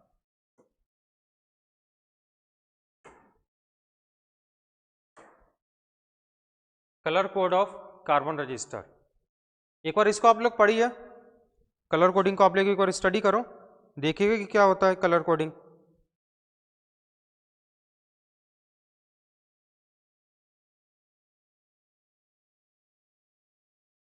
ठीक है, आप लोगों ने स्टडी किया हुआ, आपके सिलेबस में भी है कलर कोडिंग रेजिस्टेंस। जो भी अपने पास में रेजिस्टेंस जो होता है, जब भी अपन सर्किट में किसी रेजिस्टेंस को जब अगर यूज अगर करने जा रहे हैं, तो फिर सर्किट में रेजिस्टेंस को यूज करने के लिए उस पर जनरली रेजिस्टेंस की वैल्यू लिखी हुई होनी चाहिए। जब तक रेजिस्टेंस की वैल्यू लिखी हुई नहीं होगी तो फिर अपन को पता नहीं चल पाए कि रेजिस्टेंस कितनी वैल्यू का लगाना है, ठीक है। मेरे को जरूरत है भाई 10 ओम का रेजिस्टेंस की, मैंने लगा दिया 20 ओम, तो क्या फायदा निकलेगा, करंट वो कम कंज्यूम करेगा, करंट आसानी से फ्लो नहीं कर पाएगा। तो इसलिए प्रॉपर वैल्यू का रेजिस्टेंस का फिक्स होना जरूरी, तो रेजिस्टेंस पर उसकी वैल्यू फिक्स होनी चाहिए। तो जो कुछ स्पेसिफिक रेजिस्टेंस जो होते हैं उन पर तो रेजिस्टेंस की वैल्यू फिक्स होती है, लिखी हुई होती है, कितने वॉट का रेजिस्टर है और इतनी ओम इसकी वैल्यू है, ठीक है। लेकिन कुछ एक ऐसे रेजिस्टेंस होते हैं कलर कोडेड कार्बन के बने हुए, जिन पर की उनकी वैल्यू नहीं लिखी होती लेकिन उनका कलर कोड होता है।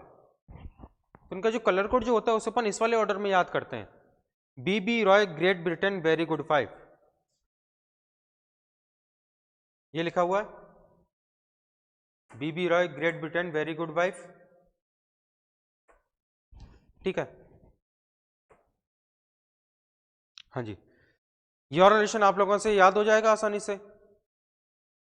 तो पहली जो स्ट्रिप है, पहली जो स्ट्रिप है वो शो करती है, मान लीजिए कि भाई कंडक्टर अपने पास में इस तरीके का है, ये अपने पास में क्या है, दिस इज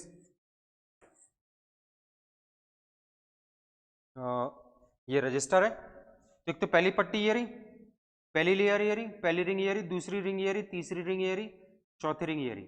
ऐसे मजा नहीं आ रहा ना, दोबारा देखिएगा।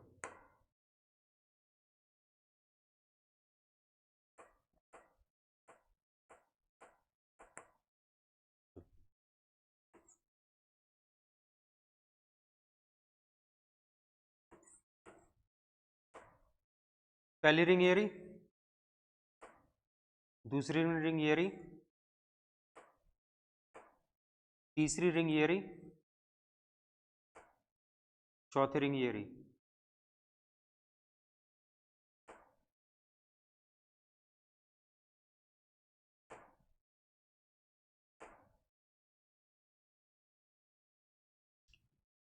चलो चौथी रिंग को मैं ऐसा कर लेता हूँ कि भाई ये वाली है।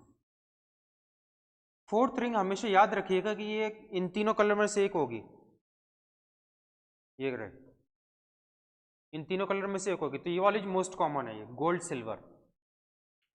तो ये वाला अपन इसको उल्टा ना पकड़ो तो फिर गोल्ड सिल्वर फिक्स होता है। गोल्ड सिल्वर को अपन पहली दूसरी तीसरी रिंग में काम में ही नहीं लेते हैं। किसको काम में लेते हैं अपन? इन तीनों रिंग्स में से इन तीनों कलर्स को अपन, इन दोनों कलर्स को अपन लास्ट वाले में रखते हैं। तो इसमें बच्चों चार कलर की अलग अलग क्या होती है, पट्टियां लगी होती हैं, कलर प्रिंटेड रहता है, ठीक है। अब होता क्या है, पहले वाली जो पट्टी है, पहली वाली जो पट्टी है वो किसकी है? वो फर्स्ट डिजिट को शो करती है। ये पहली जो पट्टी है वो फर्स्ट डिजिट की, सेकंड जो पट्टी है वो सेकंड डिजिट है। इन दोनों को मल्टीप्लाई नहीं करना है, केवल फर्स्ट डिजिट को ऐसे, सेकंड डिजिट को ऐसे रख देना है। अगर इसकी वैल्यू अपने पास में, इस वाले कलर कोड की वैल्यू अपने पास में 4 है तो फिर अपन 4 रखेंगे। इस वाले कलर कोड की वैल्यू 5 है तो अपन 5 रख देंगे। फॉर एग्जांपल, ये जरूरी नहीं कि अपने पास में ग्रीन कलर में हमने लिख दिया तो केवल ग्रीन कलर का ही नंबर में लिख रहे हैं। मैंने रैंडमली एग्जांपल आपको बताया था। ये अपने पास में जो थर्ड कलर है इसका अपन लिखते हैं यहाँ पर मल्टीप्लायर। ये 10 की पावर में आता है, जो कि इसके आगे लिखेंगे अपन, मैं लिखा दूंगा अभी, ठीक है। ये होता है अपने पास में टॉलरेंस वैल्यू, इसकी वैल्यू होती है अपने पास में टॉलरेंस,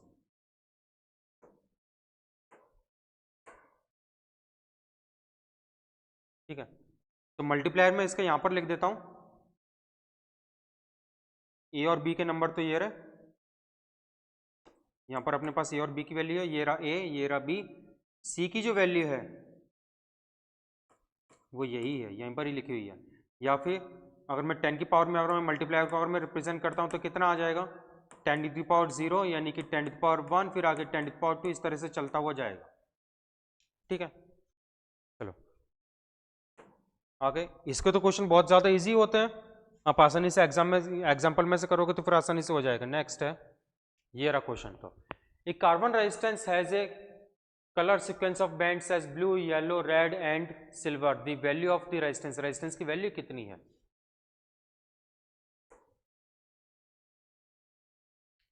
तो बच्चों पहला कलर क्या अपने पास में? ब्लू। ब्लू की डिजिट कौन सी होती है? B B. ब्लैक ब्राउन होता है स्टार्टिंग में, B B R O Y, Roy, B B Roy. Great Britain, yes. तो ग्रेट ब्रिटेन यानी कि करीब करीब शायद 7वां नंबर आ जाएगा, 6वां नंबर आ जाएगा, कहाँ गया? ये रहा। ब्लू का नंबर कौन सा? ये रहा 6 नंबर। तो ब्लू के लिए अपन नंबर क्या लिखेंगे वहां पर? 6, ठीक है। तो इसके नीचे तो आ जाएगा 6। येलो, येलो का मल्टीप्लायर कितना? येलो का डिजिट कौन सा है?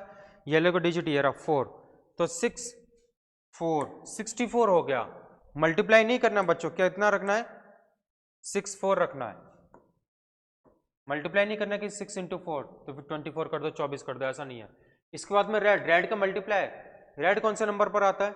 B B Roy, R R, red, red आता है 3 पर। तो 0 1 2, 0 से स्टार्ट करना होता है, तो 10 टू द पावर 2। तो इसका रेड कलर का मल्टीप्लायर कितना बनेगा? 10 टू द पावर 2 बनेगा, ठीक है। सिल्वर, सिल्वर का टॉलरेंस कितनी होती है? उसकी वैल्यू होती है प्लस माइनस ऑफ 10%। तो 64 इंटू 10 पावर 2, 10% अपने पास में ऑप्शन नंबर ये वाला बनेगा, ये वाला अपना आंसर है।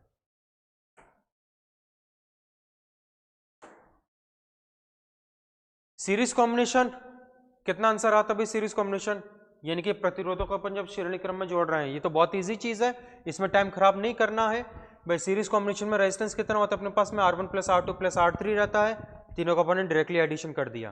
पैरेलल कॉम्बिनेशन कितना होता है? R1 अपॉन, ये रहा पैरेलल कॉम्बिनेशन का रिजल्ट, ठीक है।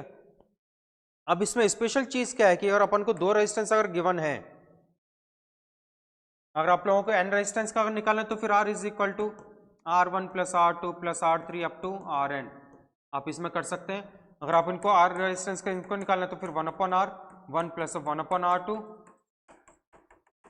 प्लस 1 अपॉन Rn, ऐसे कर सकते हैं। इसमें आपको 2 रेजिस्टर्स का आपको याद होना चाहिए। तो बच्चों 2 रेजिस्टर के लिए कितना करोगे?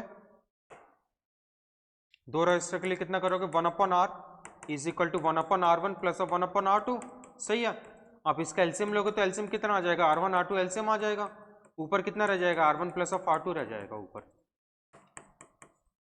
सो r is equal to r1 r2 divided by r1 plus r2। ये आपको कैलकुलेशन फास्ट करनी है और डायरेक्टली ये वाली चीज काम में लेनी है, डायरेक्टली आपको ये वाली चीज आपको काम में लेनी है। समझ में आ गया होगा यहाँ तक दो रेजिस्टर का, ठीक है। तीन रेजिस्टर्स में फॉर्मूला लंबा हो जाता है इसलिए काम में नहीं लेना। 5 resistance of R ohm were taken. First 3 resistances are connected in parallel combination and the rest 2 are connected in series combination. Then the equivalent resistance. बच्चों टोटल R ohm की वैल्यू का कोई एक प्रतिरोध है, 5 प्रतिरोध थे, तो पहले 3 को तो समांतर क्रम में जोड़ा है,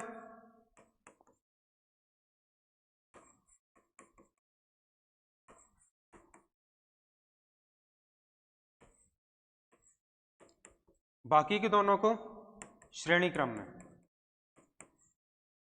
ये R है, ये वाला R है, ये R है, ये वाला R है। यहां तक समझ में आ गया, ठीक है। इन तीनों का रिजल्टेंट कितना निकलेगा अपने पास में r/3, इन तीनों का इक्विवेलेंट कितना निकलेगा, ये निकलेगा अपने पास में 2r। ये दोनों की, इसका जो रिजल्टेंट है और इसका जो रिजल्टेंट है वो श्रेणी क्रम में है, सीरीज कॉम्बिनेशन है, तो फिर इन दोनों का एडिशन करेंगे, कितना आ जाएगा r/3 प्लस ऑफ 2r, यानी कि एलसीएम आ जाएगा अपने पास में 3r प्लस ऑफ 6r, यानी कि 7/3r। कोई ऑप्शन मिल रहा है क्या? 6 और 1 7, 7/3 ऑप्शन नंबर बी है। Next, 2 wires of same shape whose resistivity ρ1 and ρ2 are connected in series, the equivalent resistivity। Important question मानकर चलिएगा इसको, ये ऐसा नहीं कि भाई एग्जैक्टली यही सेम क्वेश्चन आ जाएगा, बट ये क्वेश्चन थोड़ा सा डिफरेंट है। ये मैं श्योर तो नहीं कह सकता ये वाला क्वेश्चन आ जाएगा, बट ये वाला जो क्वेश्चन है थोड़ा सा डिफरेंट है। डिफरेंट कैसे है? डिफरेंट इस तरीके से क्योंकि अभी तक हम लोगों को सिर्फ रेजिस्टेंस का ही कॉम्बिनेशन पढ़ा था, यहाँ पर ये रजिस्टिविटी का कॉम्बिनेशन है, ठीक है। अच्छा, दो वायर हैं जो कि सेम शेप के हैं, उन दोनों की रजिस्टिविटी ρ1 और ρ2 दोनों को सीरीज में जोड़ रहे हैं। बच्चों जब अपन दो वायर को अगर जब श्रेणी क्रम में जब सीरीज में अगर जोड़ते हैं तो रेजिस्टेंस इतना बनता है r1 प्लस ऑफ r2, ठीक है।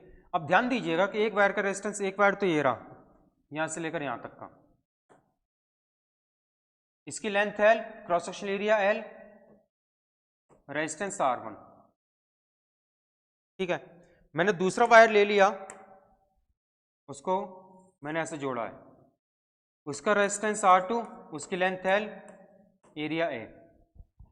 ये बोला गया ना सेम शेप, इसलिए अपन को L और A की वैल्यू इक्वल लेनी पड़ेगी। तो बच्चों यहां पर इसका रजिस्टिविटी कितनी है भाई? इसकी रजिस्टिविटी है ρ2 है,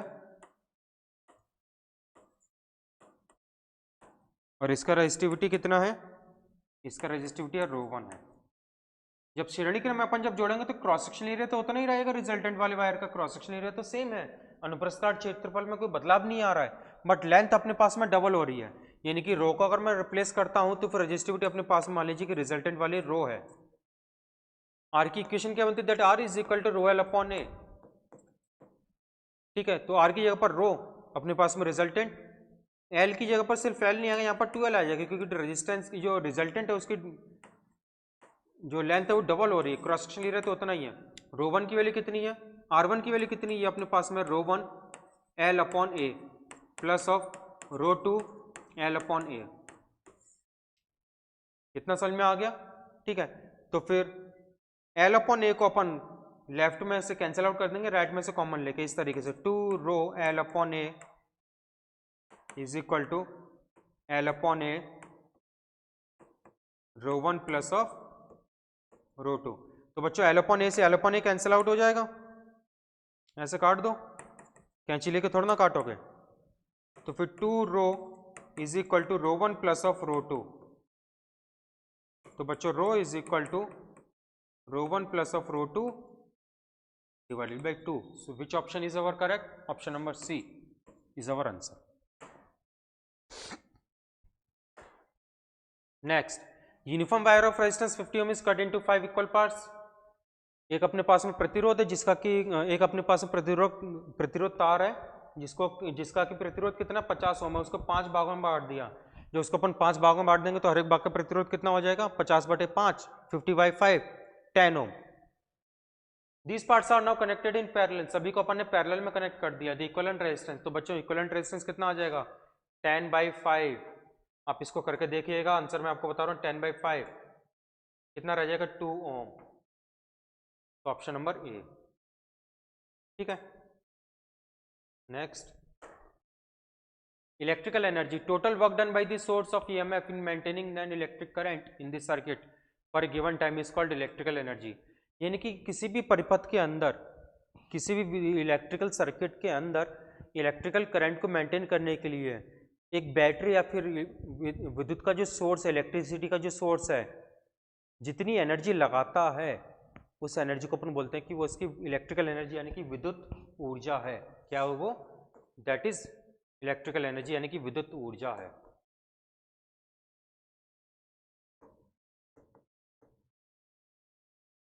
ठीक है, तो इलेक्ट्रिकल एनर्जी का अपने पास में एक तो रिलेशन ये रहा E equal to V I T, एक रिलेशन ये रहा कि अपने पास में E equal to I square R T. ये वाला जो रिलेशन है ना, ये तो होता है अपने पास में ऊर्जा क्षय का यानी कि एनर्जी लॉस का। ये वाला रिलेशन किसका? एनर्जी लॉस का है। ठीक है, या फिर E equal to V square T divided by R. ऐसा यूनिट क्या होती है इसकी? जूल होती है।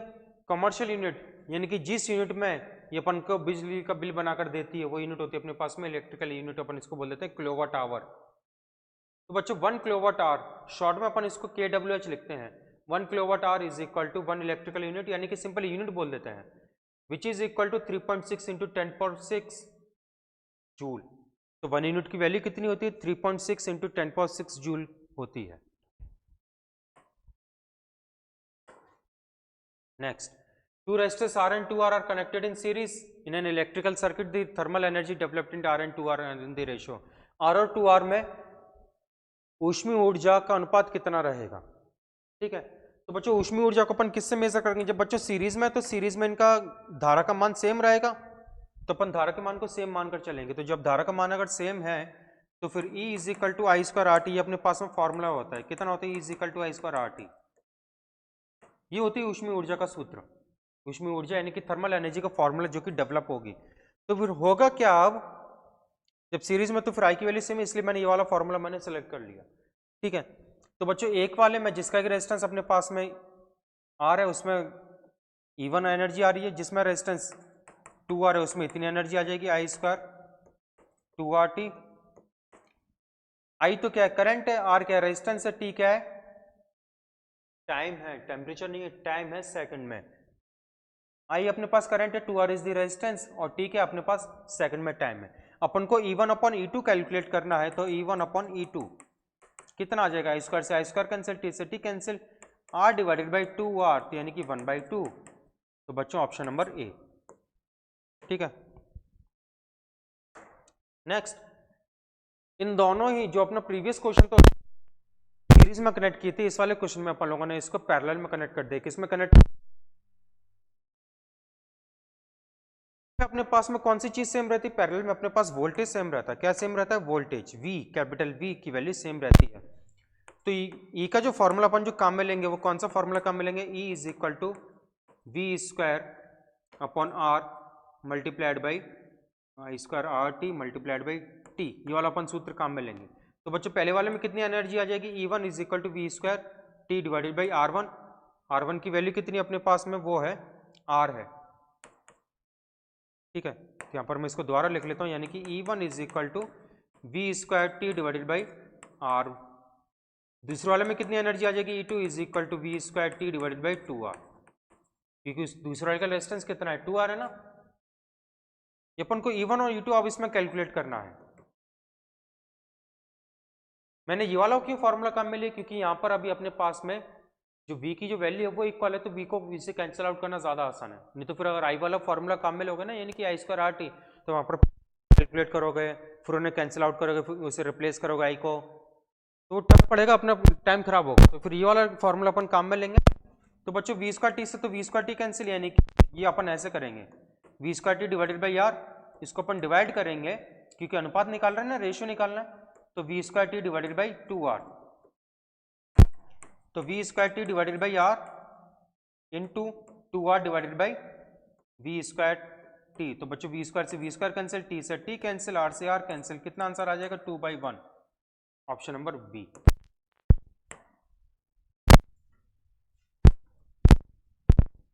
इलेक्ट्रिकल पावर,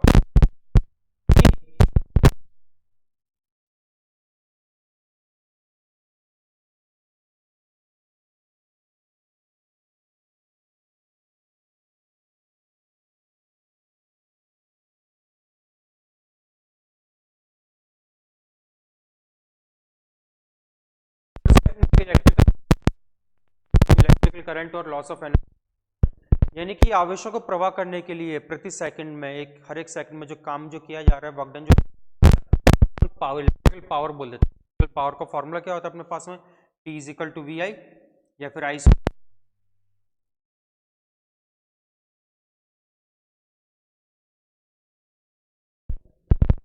चीज है।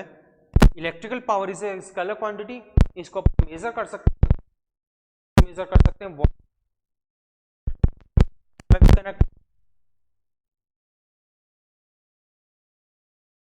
ठीक है, वॉट मीटर सीरीज में भी कनेक्ट हो सकता है, पैरेलल में भी कनेक्ट हो सकता है। ठीक है, वॉट मीटर आप लोगों ने पढ़ा नहीं, बट इसको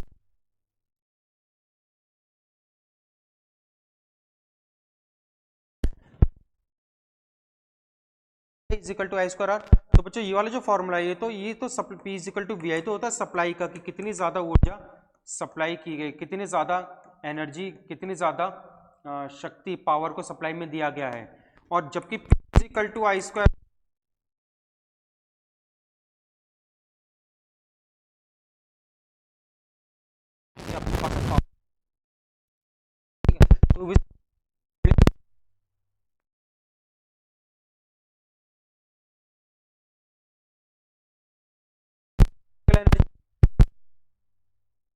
अपने घरों में लगा रहता है,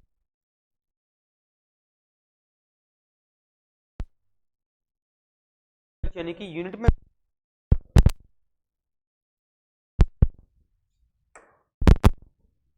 A resistor of resistance R is connected to an ideal battery. If the value of R is decreased, the power dissipated in the resistor will be. अगर R की वैल्यू और अपने पास में डिक्रीज अगर हो रही है तो बच्चों रेजिस्टेंस भी अपने पास में पावर जो होगा वो भी डिक्रीज रहेगा ऑब्वियसली, बिकॉज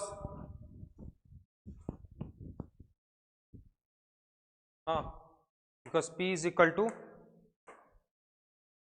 इधर से देखना, P is equal to V I तो अपने पास में रिलेशन है। ठीक है, अगर मैं ऐसे V को अगर मैं हटा देता हूं तो फिर आई स्क्वायर आर, अगर R की वैल्यू अगर डिक्रीज अगर हो रही है तो फिर क्या होगा अपने पास में, I की वैल्यू अपने पास में ज्यादा डिक्रीज होगी, ज्यादा इंक्रीज होगी। ठीक है, तो फिर P की वैल्यू अपने पास में कैसे रहेगी, कांस्टेंट रहेगी, ना बढ़ेगी ना घटेगी, नहीं नहीं नहीं, R की वैल्यू डिक्रीज हो रही तो फिर अपने पास में P की वैल्यू डिक्रीज होगी definitely, yes, option number B. Next, the electrical power is supplied through the copper wire from one city to another city which is 150 kilometer apart. If the terminal voltage and average resistance of the kilometer are 8 volt and 0.5 respectively, then the power loss अपन को निकालना है, what में निकालना है, शक्ति क्षय, total energy power loss कितना होगा ये अपन को कैलकुलेट करना है। ठीक है, तो बच्चों पावर लॉस के लिए अपन को ये वाला फॉर्मूला काम मिलेगा, यानी कि V square upon R dot of T, या फिर यहाँ पर टी नहीं आएगा, या फिर I square R T, I square R, ये दोनों में से एक फॉर्मूला काम में लेंगे।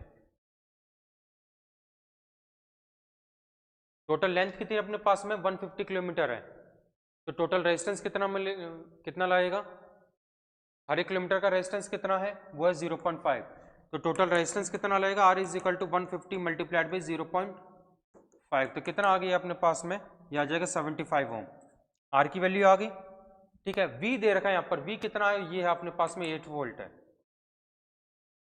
वी कितना, ये अपने पास में 8 वोल्ट है, टर्मिनल वोल्टेज, यस 8 वोल्ट है। तो पी की वैल्यू कितनी आ जाएगी अपने पास में, वी स्क्वायर अपॉन आर, यानी कि 64 डिवाइडेड बाई 75, 64 डिवाइडेड बाई 75। आप यहाँ से पहले आई को कैलकुलेट करेंगे। ठीक है, आर इज इक्वल टू कितना था 150 मल्टीप्लाइड बाई 0.5, कितना आ गया ये अपने पास में, हाँ जी 75 ओम।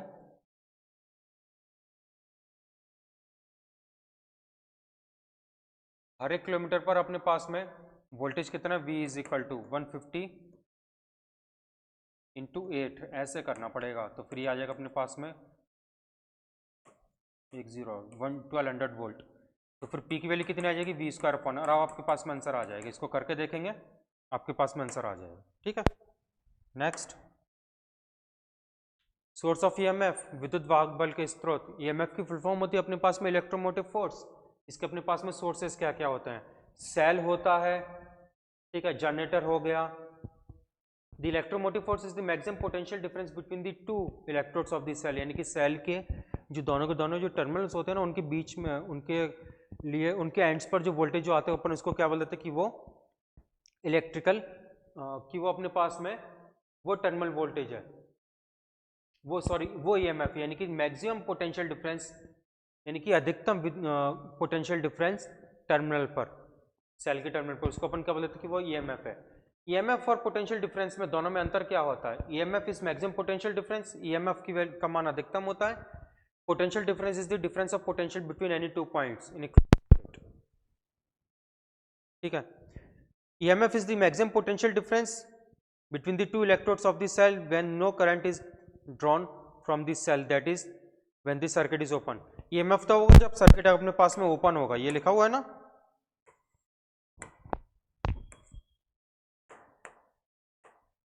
EMF को कब होगा, जब सर्किट अपने पास में ओपन होगा। पोटेंशियल डिफरेंस यानी कि टर्मिनल वोल्टेज कब आएगा, जब अपने पास में सर्किट अगर अपने पास क्लोज होगा। It is independent of the resistance of the circuit, ये हमेशा इंडिपेंडेंट होता है सर्किट से, जबकि V की वैल्यू डिपेंड करती है, रेजिस्टेंस पर डिपेंड करती है, पोटेंशियल डिफरेंस वोल्टेज की value. The term EMF is used for only for the source of EMF, equal cell के लिए अपन काम में लेंगे। It is measure between any two points of the circuit, इस सर्किट की कोई भी दो पॉइंट्स के लिए मेजर किया जा सकता है। यानी कि सर्किट की अगर बात होगी ना, तो उसमें अपन EMF सिर्फ सेल के लिए काम में ले रहे हैं, ठीक है। लोड के लिए जो रेजिस्टेंस के अक्रॉस में जो पोटेंशियल डिफरेंस आएगा उसको अपन EMF नहीं बोल सकते, उसको अपन पोटेंशियल डिफरेंस, टर्मिनल वोल्टेज ही बोलेंगे। It is greater then the potential difference between two any points in A circuit, यानी कि पोटेंशियल डिफरेंस की जो वैल्यू होती है वो हमेशा EMF से छोटी होती है। जब सेल को अगर अपन चार्ज कर रहे हैं तब जाकर ये पोटेंशियल डिफरेंस की वैल्यू ज्यादा आएगी। सेल अगर डिस्चार्ज अगर हो रहा है, यानी कि एक इंस्ट्रूमेंट लगा हुआ है जो कि एनर्जी ले रहा है सेल से, जैसे कि टॉर्च को अपन ने ऑन करके रख दिया, तो क्या होगा कि EMF की वैल्यू ज्यादा होगी पोटेंशियल डिफरेंस से। अगर उस टॉर्च के सेल को अपन अगर चार्ज कर रहे हैं, उस टॉर्च के सेल को अपन अगर चार्ज करें तो फिर क्या होगा, तब जाकर पोटेंशियल डिफरेंस की वैल्यू ज्यादा आ जाएगी। ठीक है, नेक्स्ट, इंटरनल रेजिस्टेंस। जैसे कि हर एक वायर का खुद का एक रेजिस्टेंस होता है ना, हर एक कंडक्टर का खुद का एक रेजिस्टेंस होता है, वैसे ही हर एक सेल को खुद का एक इंटरनल रेजिस्टेंस होता है। उसको अपन इंटरनल रेजिस्टेंस यानी कि सेल के जो लिक्विड जो उसमें फील्ड है, जिससे कि वो प्रोसेस को फ्लो कर पा रहे, जिससे कि वो चार्जेस को फ्लो कर पा रहे, तो उन चार्जेस का कॉलिजन की वजह से जो रेजिस्टेंस जो ऑफर होगा, that is called as internal resistance, यानी कि सेल का आंतरिक प्रतिरोध। ठीक है, तो बच्चों E की जो इक्वेशन बनती है वो अपने पास में ये वाली इक्वेशन बनती है, E की, सॉरी, करंट की जो इक्वेशन बनती है वो ये वाली इक्वेशन बनती है,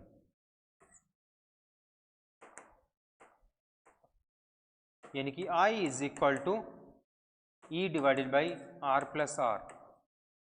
I तो यहां पर फ्लो होने वाला करंट है, E is the EMF, R is the resistance जो कि कनेक्ट किया गया है, और स्मॉल r क्या है, small r is the internal resistance.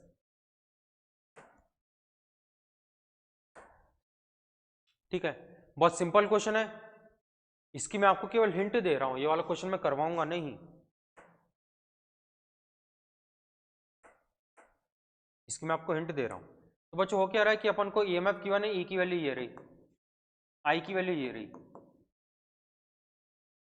This current is passing through the resistance of 10 ohm, ये कैपिटल R है, the internal resistance of the cell. तो बच्चों obviously R is equal to I is equal to E upon R plus R, ये अपन को काम में लेना है, यानी कि R plus R is equal to E upon I, यानी कि स्मॉल r की वैल्यू पूछी गई तो E upon I minus of R। आप इसे सॉल्व करेंगे, you will get the answer, answer मैं आपको बता देता हूँ, E अपॉन आई यानी कि अपने पास में हाँ जी, तो ये रह जाएगा, ये इतना पॉइंट से पॉइंट कैंसिल, तो फिर ये 11.5 नहीं 10.5 माइनस ऑफ 10 0.5, ये अपने पास में ऑप्शन बी इसका आंसर आ जाएगा।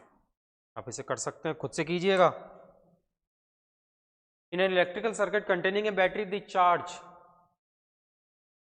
पॉजिटिव चार्ज मानकर चल रहे हैं बैटरी के अंदर, तो पॉजिटिव चार्ज की जो डायरेक्शन जो होगी, बैटरी के अंदर पॉजिटिव चार्ज कहां से कहां जाएगा, तो बच्चों बैटरी के अंदर जो है ना पॉजिटिव चार्ज, सर्किट के बाहर बैटरी तो अपने पास में ये रही, बैटरी का ये रहा हायर पोटेंशियल पॉइंट, ये रहा लोअर पोटेंशियल पॉइंट। तो जो पॉजिटिव चार्ज जो होता है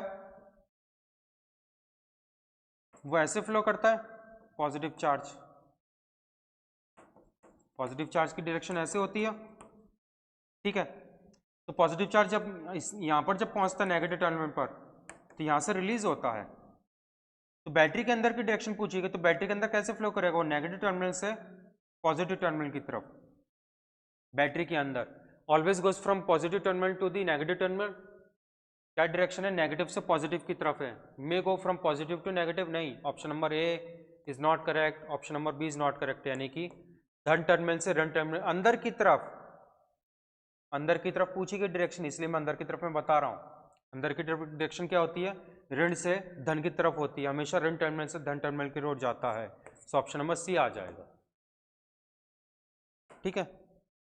बाहर की तरफ डायरेक्शन होती है, पॉजिटिव चार्ज की बाहर की तरफ डायरेक्शन होती है, कौन सी होती है वो, कि वो धन टर्मिनल से ऋण टर्मिनल की तरफ होती है, और इलेक्ट्रॉन की डायरेक्शन क्या होती है बैटरी के बाहर, वो होती है नेगेटिव से पॉजिटिव की तरफ, बैटरी के अंदर क्या होता है वो पॉजिटिव से नेगेटिव की तरफ होता है, ऋण नेगेटिव चार्ज, ठीक है। सेल का सीरीज कॉम्बिनेशन, जब सेल को अपन सीरीज कॉम्बिनेशन में जोड़ देते हैं तो टोटल ईएमएफ जो आ जाएगा वो अपने पास में इतना आ जाएगा, टोटल ईएमएफ कितना आ जाएगा, ये वाली वैल्यू आ जाएगी, ठीक है। अपन इसको इस तरह से कनेक्ट कर देंगे, लेकिन आपको हमेशा क्वेश्चन में ये वाली चीज जरूर मिलेगी, रेजिस्टेंस कैपिटल आर, तो थोड़ा ध्यान देना।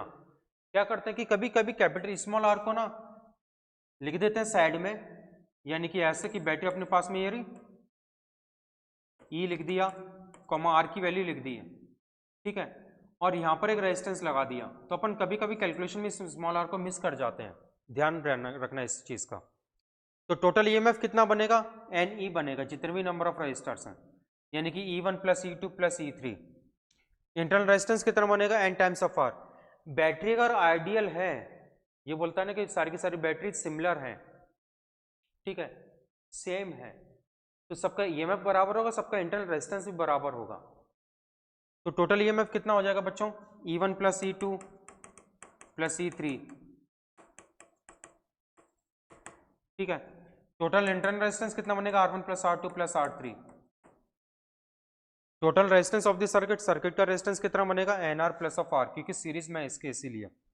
तो करंट कितना फ्लो करेगा, total EMF divided by total resistance, इसलिए करंट इतना आ गई। ये अपने पास में जब सेल अगर सीरीज में कनेक्टेड है तो उनकी इक्वेशन आई है।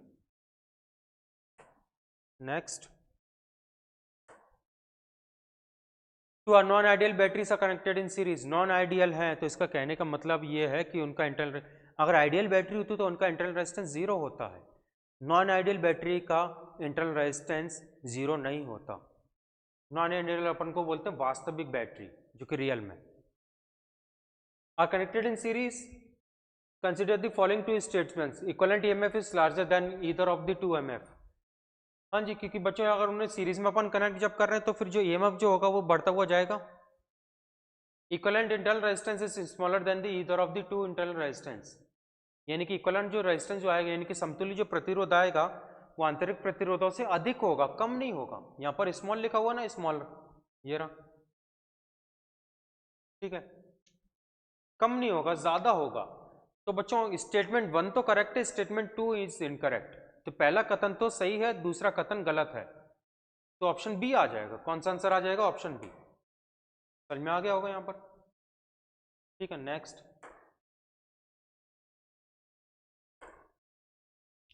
अपन अब इनको सीरीज पैरेलल में जोड़ रहे हैं, किसमें जोड़ रहे हैं, पैरेलल में अपन इनको कनेक्ट कर रहे हैं।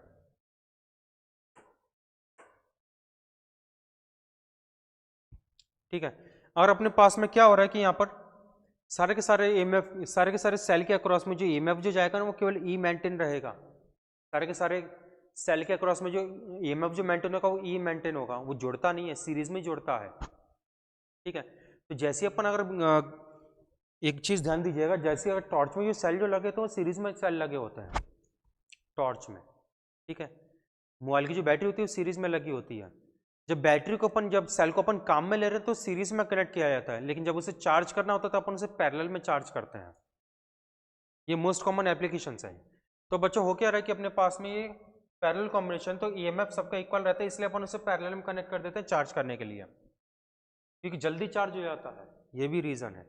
सीरीज में चार्ज करोगे तो पहले एक सेल चार्ज होगा, फिर दूसरा सेल चार्ज होगा, तो तीसरा सेल चार्ज होगा। जब तक तीसरा सेल अगर चार्ज हो रहा होगा ना तो पहला वाला सेल ओवर चार्ज हो जाएगा तो खराब हो जाएगा, इसलिए सीरीज में चार्ज नहीं करते हैं, पैरेलल में चार्ज कर देते हैं। ठीक है, अच्छा तो बच्चों ईएमएफ कितना बनेगा, इक्विवेलेंट ईएमएफ कितना रहेगा, ई रहेगा। इंटरनल रेजिस्टेंस कितना बनेगा, पैरेलल में जुड़े हुए हैं तो इंटरनल रेजिस्टेंस कितना हो जाएगा, R/N बन जाएगा। टोटल रेजिस्टेंस कितना बनेगा, R/N प्लस ऑफ R, यानी कि R divided by N plus of R connect हो जाएगा। ठीक है, तो अपने पास में करंट की इक्वेशन ही वाली आ जाएगी। करंट की इक्वेशन आई कैसे है ये, इसको मैं आपको बता देता हूं कि बच्चों टोटल करंट कितना होता है अपने पास में, टोटल ईएमएफ कितना है, ई है, divided by total resistance, total resistance कितना अपने पास में R/N प्लस ऑफ R।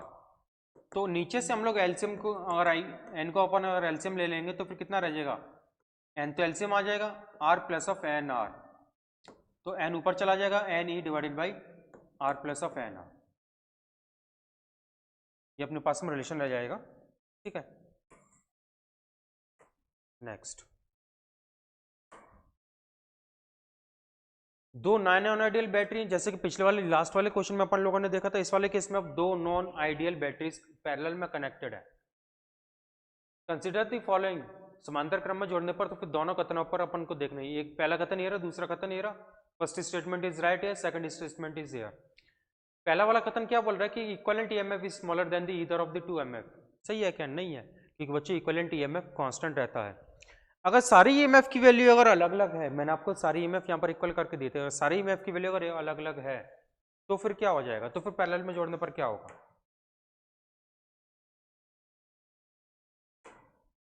सारी ईएमएफ की वैल्यू कैसी अपने पास में अलग अलग है, ये रहा E1, ये रहा R1, ये रहा E2, ये रहा R2, ये रहा E3,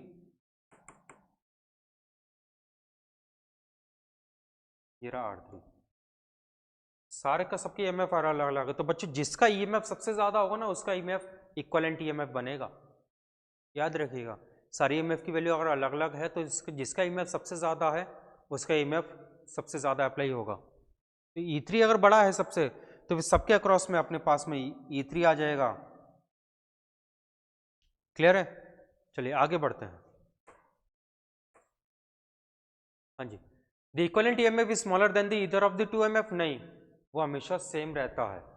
अगर आइडियल है, अगर सेम है तो वो इक्वल रहता है। ठीक है, स्टेटमेंट 1 इज नॉट करेक्ट, पहला कथन सही नहीं है। दूसरा कथन, the equivalent internal resistance is smaller than the either of the to internal resistance, yes, equivalent जो रेजिस्टेंस जो बनेगा ना 1/r वो इस तरह से निकाला जाएगा, 1/r1 plus 1/r2 plus 1/r3। तो बच्चों सीरीज पैरेलल में तो रेजिस्टेंस कम होता हुआ जाता है, पैरेलल में तो रेजिस्टेंस कम होता हुआ जाता है, इसलिए ये अपने पास में ये वाला आ जाएगा। मतलब कि option number statement 2 is correct, but पहला कथन सत्य नहीं है, तो फिर दूसरा सही है, पहला गलत है, तो ऑप्शन नंबर सी। ठीक है, चलिए यहां तक समझ में आ गया होगा। नेक्स्ट चीज, ऑलराइट, तो बच्चे यहाँ पर अपने पास में चीज़ें खत्म होती है। एक छोटी सी चीज़ है जो मैं आपको बताना चाह रहा हूँ कि जब भी अपन सेल को जब परचेस करते हैं तो उसका हमेशा सेल के ऊपर ईएमएफ लिखा होता है, टर्मिनल वोल्टेज नहीं लिखा होता। फिर से पोटेंशियल डिफरेंस और टर्मिनल वोल्टेज एक ही चीज़ है यहाँ पर। पोटेंशियल डिफरेंस या फिर टर्मिनल वोल्टेज कब होता है, जब सेल अपने पास में सर्किट में यूज किया जा रहा है, चार्ज हो रहा है फिर डिस्चार्ज हो रहा है, वॉट एवर इट इज।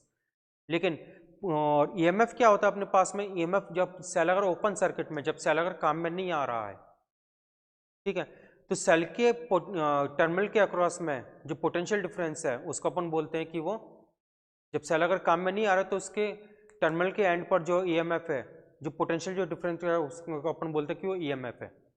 तो फिर टर्मिनल वोल्टेज क्या होता है, अपन उसको V से रिप्रेजेंट करते हैं।